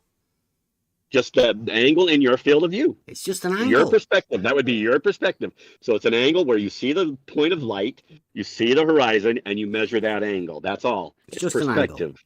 Yeah. Just an angle. Just an angle. Yes. But to get it to match the 69, you have to take that angle with you. Your field of view is always good. If you stay at the same elevation, it's going to move in a linear fashion. But you measure from the 169-mile mark to the next one. And then you go from that one to the next one. You have to do each one individually like that to keep them matching. And that's exactly how it works. And do you know You anybody that's can't just done that? you can't do what he did, like F.E. Dogma did. You can't draw the angles from the sky and say, "Oh, look, it takes up way more distance in the future or in the distance." You could check though by No, you can't by because traveling. it's not perspective anymore. You could check. Then it's just a big angle long Gary, ways, and it doesn't Gary, work. Gary, you could check by measuring 69 miles on a horizontal and then measuring an angle at one end and then the other end, couldn't you? Yes, and you would get 1 degree Right. of drop because you're measuring it to your horizon that you see optically in your field of view. You It's say perspective only. you say is. you will get 1 degree. You will. Okay, that's very confident of you. Is that because you've done it? That's the one thing the Globies have right, except for they have the wrong reason for why it's doing so. How do you know they have it right? Because we've been doing it for many years. When you say People travel you by and that. Red's Like, when Rhetoric, they or travel not? over Sorry, the ocean, not you and Red's Rhetoric. They Just do Red's have Rhetoric. an idea where they're at, right? They have an approximate for where they're going, the direction they're going, and the distance. They do know how to do that, and it is 1 degree. Can we for every 60 broaden this nautical group miles, or of 1 degree we for every 69 miles. that you use? Can we broaden Okay, that group? they. Can we take you out of that group and put Red's Rhetoric in it? Yes, you can take me out of the group if you want, but it's Okay. still a fact that they do that. So you Now say just have to Red's know if it's Rhetoric because has of actually done this. There's He's other travelled people. There's 69 many miles, people has have he? done this. There's many people have done this, Shout and it out works Red's in any Rhetoric. direction. By the way, Shout out it works Red's in any Rhetoric direction. By the way, if he's done this. no, he actually drove the thing and took pictures of his spots where he stopped, the latitudes, all that kind of stuff. He took it all, and then they have to adjust So he it to didn't sea level measure it. because it has to maintain the same perspective in order to make it work. That's why they always have to adjust it to sea level, because it's all the latitude lines are based on sea level measurements, which would be how you see things at sea level. And so they base them on. And so it's always a perspective angle, and the perspective is linear. If they realize that you're measuring from this point to this point, you're not measuring all the latitudes at once. You're just going from this latitude, and when you go 69 miles to the next point, you can measure the angle and it'll drop a degree, right? Yeah. So it's like, and then now you're going from that one and you're going to the next one. Then you're measuring the angle, and it's going to be 1 degree. It's a linear. It is linear that way. I know. Your perspective You're is saying linear. it is going to be, but you've never checked it yourself. Many people have, Bev, and if you're You denying keep that, saying you're that. denying Loads reality. of people say that. Okay, you're denying reality. You're good on a lot of stuff, Bev, but What do you this mean part I'm you get wrong. denying reality? Okay, you're going in circles saying that they can't measure a distance. But No. They Listen, just attribute it Gary, for the wrong reason. Gary, I'm saying that you haven't done it. I'm saying that they I can. haven't. Many Gary, people have. Gary, Oh, God. they Never mind, Bev. definitely This is can circular measure review. a You're going to be distance. stuck in Gary, your idea. Gary, Nobody Gary, can go against Bev. Gary, Bev is always right. you're not Everybody's going afraid of you in your against own me, group Gary. here. Gary, No, they I'm just trying to tell you, it's always a perspective angle. It's just an angle. They can definitely measure a 69-mile straight line, right? Don't say that I'm saying that you can't. You definitely can. This is one of the things that you definitely can do. Yes, they've done it. Yes. Did someone just say that I was afraid of The Bev? Buck Bev. Everybody's afraid of Buck Bev in here. What do you mean, Buck Bev? To disagree To go with him. We against them. disagree all the Bev time. is always right. When Bev isn't understanding how your perspective is what they're no, measuring. you're It's talking just shit. an angle, and You're it's an talking elevation bullshit, angle Gary, above like you your usually horizon. do. That's in your field of And you're view. not The listening. one you see at Literally, I'm approximately just Over on eye talking. my level. mic to say something, and you're talking through me, which is Okay, typical I'm flat just going Earth to leave. You guys can do whatever you want. I still like bye, to listen Gary. to you. Bye, I Gary. get See a you, lot of Gary. ideas from you. Thanks for coming. Thanks for Later. playing. Yeah, everybody understands who Gary is. Gary is a flat Earth society man, obviously. I did not say that you can't measure a distance. You definitely can. You can measure an angle from either end of that distance. That's definitely possible. Yes, the same I was talking about. Mhm. So this is possible. I never done it. Don't know who did that really. Maybe Egyptians, maybe someone else. I don't know. I would say only that this is possible to do. But as Effie Dogma said in this film, this first film, according to trigonometry, this distance would be not the same. And this guy, Gary, said that it will be always 69 miles. Yes. So it is not true. It cannot be according to trigonometry. But Gary says it is. It's always been done like that. Don't question it. The shadow giants have told you. You might have just been hearing it through a load of people like Gary said, Red's Rhetoric, Bob the Science Guy. Maybe it was Nathan Oakley. Maybe it was 10th Man. Could have been QE. Could have been Blue Marble Science that said it. Maybe it was Wally. It definitely wasn't anybody from any sort of authority from not this fucking arena. That's the point that we're trying to make. There's some guy in the chat going on about this is the Lord of the Flies school of debate. I think you might not even understand where you are if you think that we have anything to do with debating.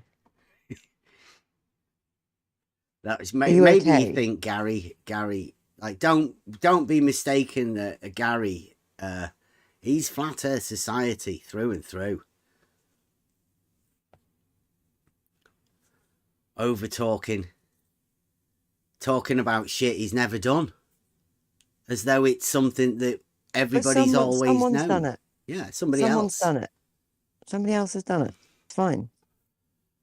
He's heard the script. Right, I will get this thingy finished. Maybe that's what he was coming in for, to help out FE Dogma.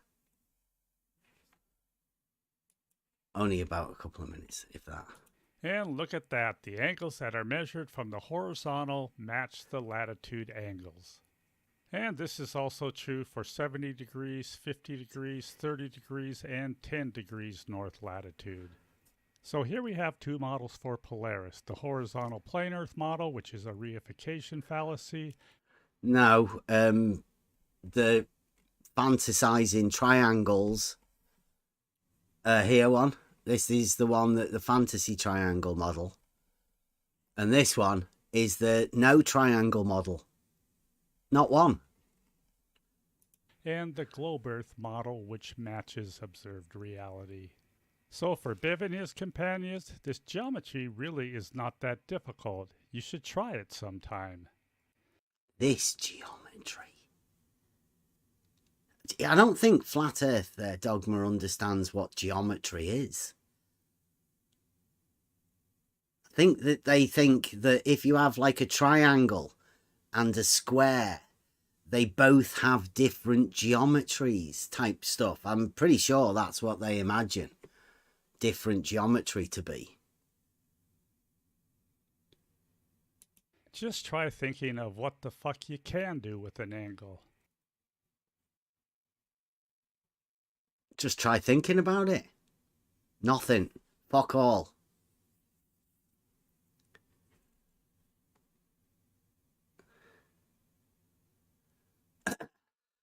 But I would say that this FE Dogma did good job because he seemingly triggered flat earthers, because he debunked this 69 miles on horizontal. For me, it was always obvious that it cannot be the same distance according to trigonometry,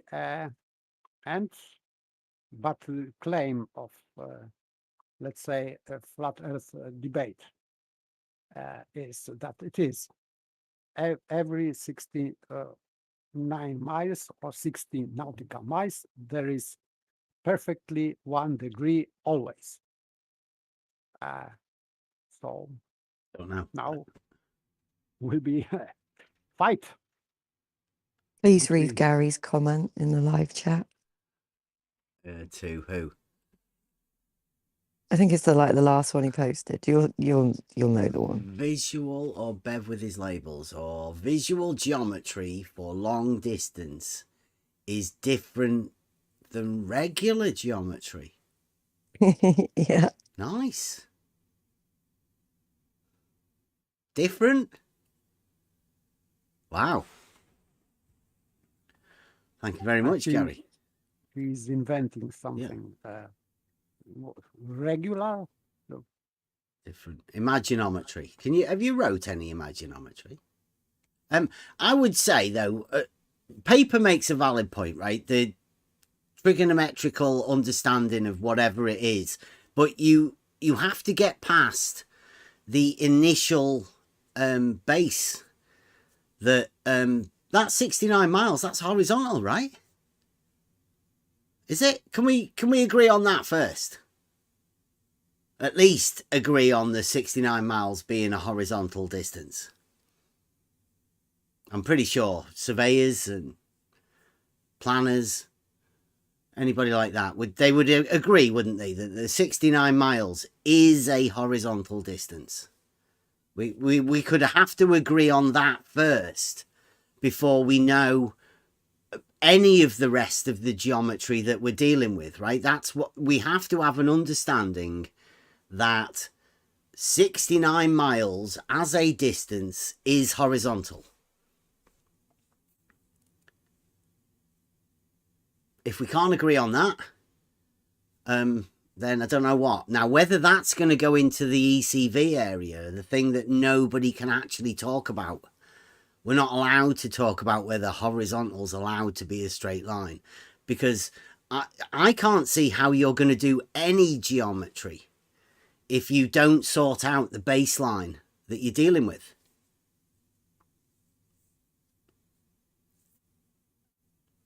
Oh, can we agree on that first? If we don't have a horizontal line at 69 miles, and then knowing that that line can be extended at either end, we don't have a basis for doing any geometry on. Yes, no trigonometry. Any geometry, but in this case, that would be trigonometry. So this is obvious. You cannot do that. But assuming this baseline as horizontal straight line, of course, this 69 miles per degree cannot work with trigonometry. So both sides are incorrect, because on globe side it would be because they cannot have this horizontal baseline, and on, let's say, flat earth debate side, that would be the case that the 69 miles cannot work with any, let's say, at different latitudes, this distance would be different, should be different. It cannot be a constant 69 miles. So both sides have their problems with that calculation.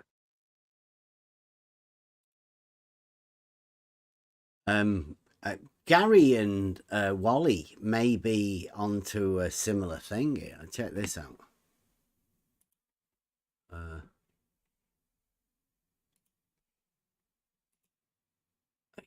bit better. Gary says, the one that Emma pointed out, visual geometry for long distance is different than regular geometry.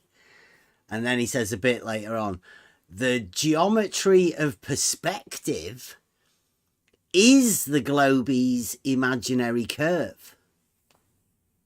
And Wally says at the bottom, to back Gary up, that it's a curved horizontal.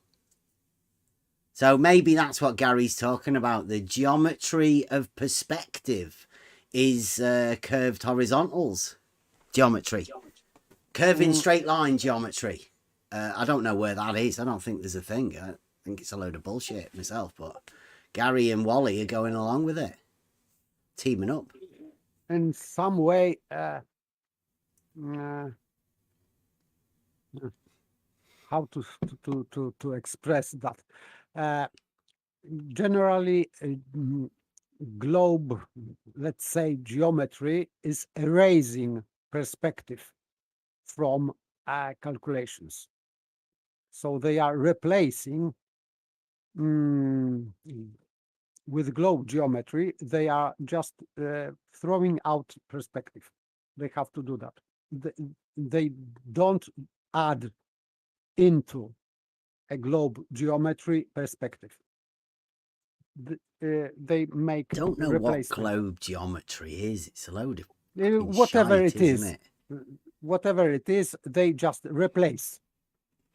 So that's there is one another reason why it cannot work, because perspective and optics works always. So you cannot just ignore that in calculations, and they of course they ignore.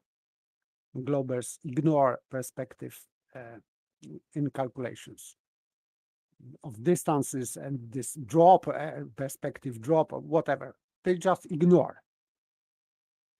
So it cannot be true, because we can check perspective, how it works every day. So it cannot be true. Okay, I have to go to bed now, really. Thank you very much. Good night.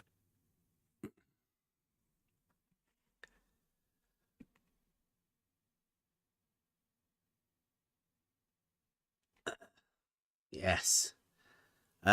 Interesting that Gary seems to think that the geometry of perspective is similar to what the globies imagine, that is the one that curves straight lines.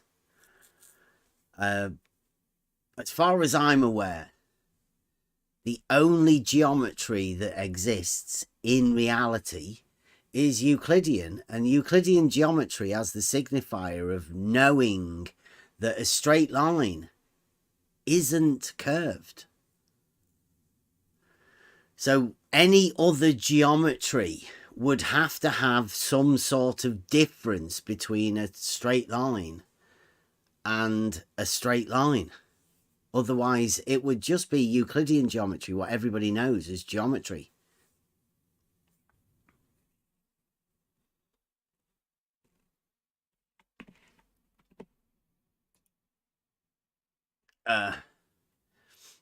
So I missed the Discord. Sorry, guys. What, has anything been going on in the Discord with Blue Marble? Or is he up? Well, I see he's in here. I hope you're doing well, Blue. I hope you've... Has he pointed out any of the contradictions? The multiple contradictions that he spotted? Or are we going over LIGO?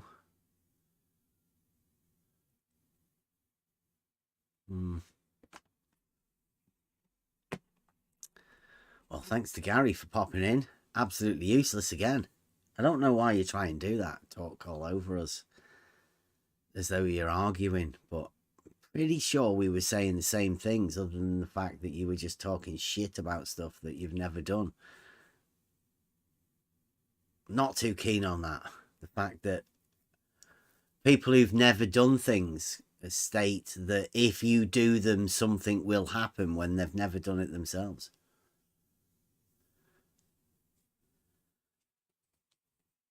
Wally, that's not a straight line. That's what you call a circle.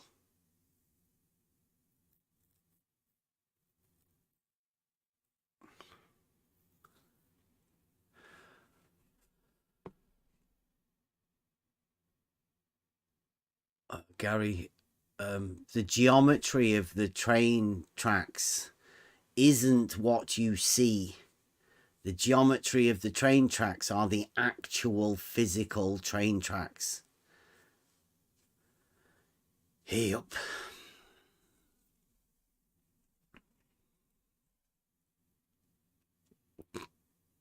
Wow. Okie dokie. It's getting late. Interesting night. Geometry night.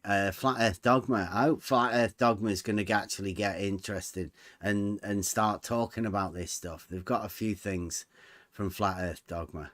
He's still got to talk about the tangent, the twin tangent conundrum that he placed at LIGO, which will be coming round soon. We'll be getting round there in circular It's a free-for-all Friday tomorrow.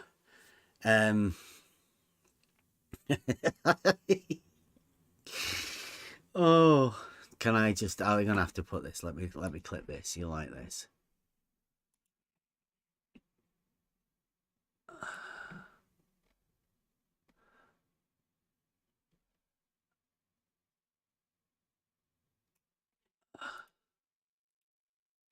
Geometry of perspective. Here we go. Wally says, Bev, spherical geometry has a straight line that lies along the surface of a sphere. That's right. Wally thinks there's a straight line on the surface of a sphere. A surface of constant curvature. And then Wally says, perspective. Bev, it is when, because I said it was a circle, and he said, no, it is, well, is when viewed in spherical geometry.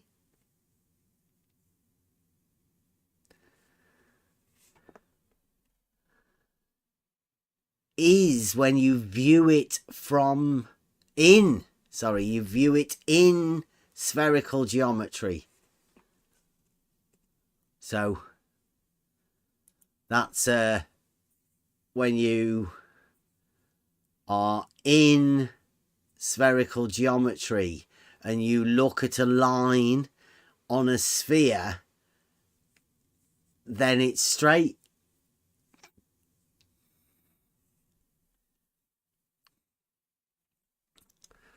So there you go.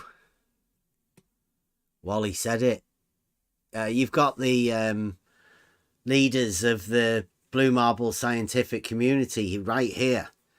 They'll be sorting it out for you. You've got Flat Earth Dogma, Flat Earth Math, and Wally, Blue Marble Science. I think Blue Marble Science is assembling a bit of a mathematics team to square the circle. They're doing all sorts of mathematics stuff. You thought it was impossible? Blue Marble Science are here. They've added to the foundations of mathematics and geometry and improved it. Blue Marble Science style. We're not ready to go to LIGO yet, are we, Mobius? Let's do the thingy first. Let's go over the bridge. Okie dokie. Thank you very much for watching. Thursday night. Wow. Free for all Friday tomorrow. And we will be I don't know. Who knows what we'll be doing? We'll be gaming. It's gaming day. So you want to come on and start some gaming? Come and do that. Or just come for a chat. Should be interesting. Buster, two conflicting truths. See you tomorrow. Let's give it a go.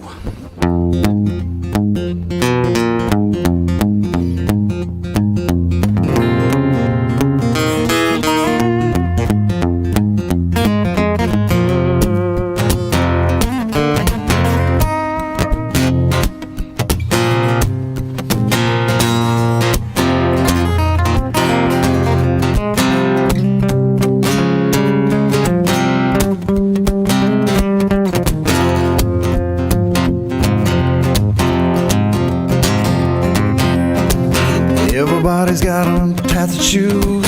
You can critically think or give yourself to accepted information too.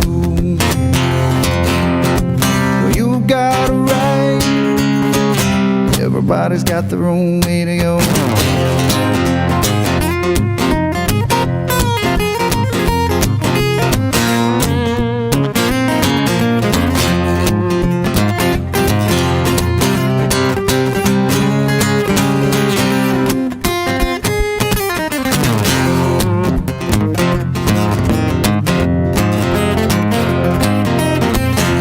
Fast to what you know. Don't let their opinions throw you off. You got to stay the course you're on.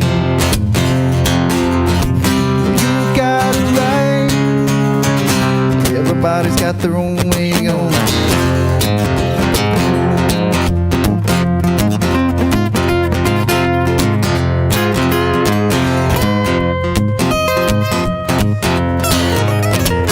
Here comes the time you have to choose. You can't hold two conflicting truths. Eliminate the wrong path to take. You'll find the answers that you need.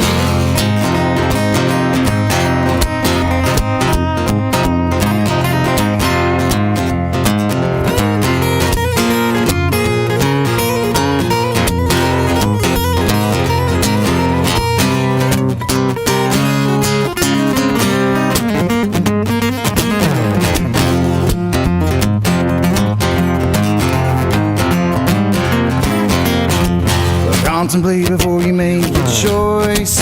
You got to let your voice be heard. You'll never see this place again.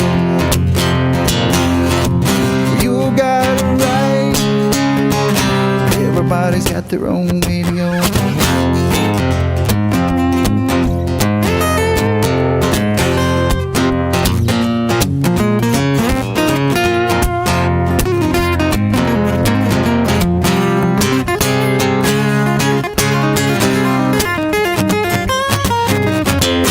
There comes a time you have to choose. You can't hold two conflicting truths. Eliminate the wrong path to take. You'll find the answers that you need.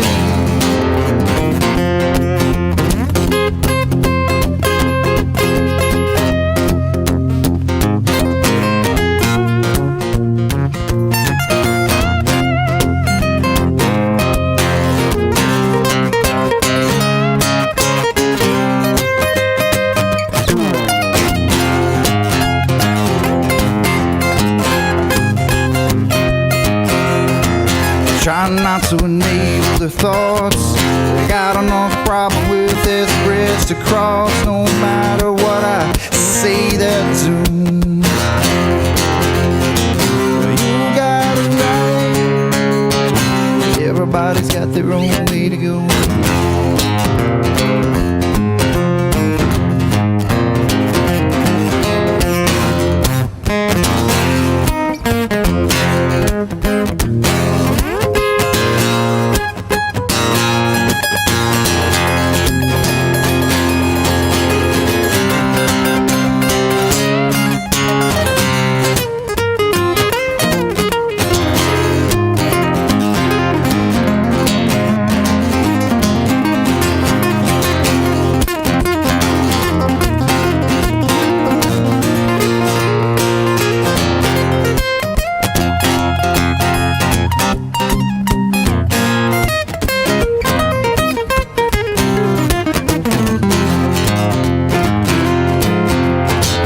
There comes a time you have to choose.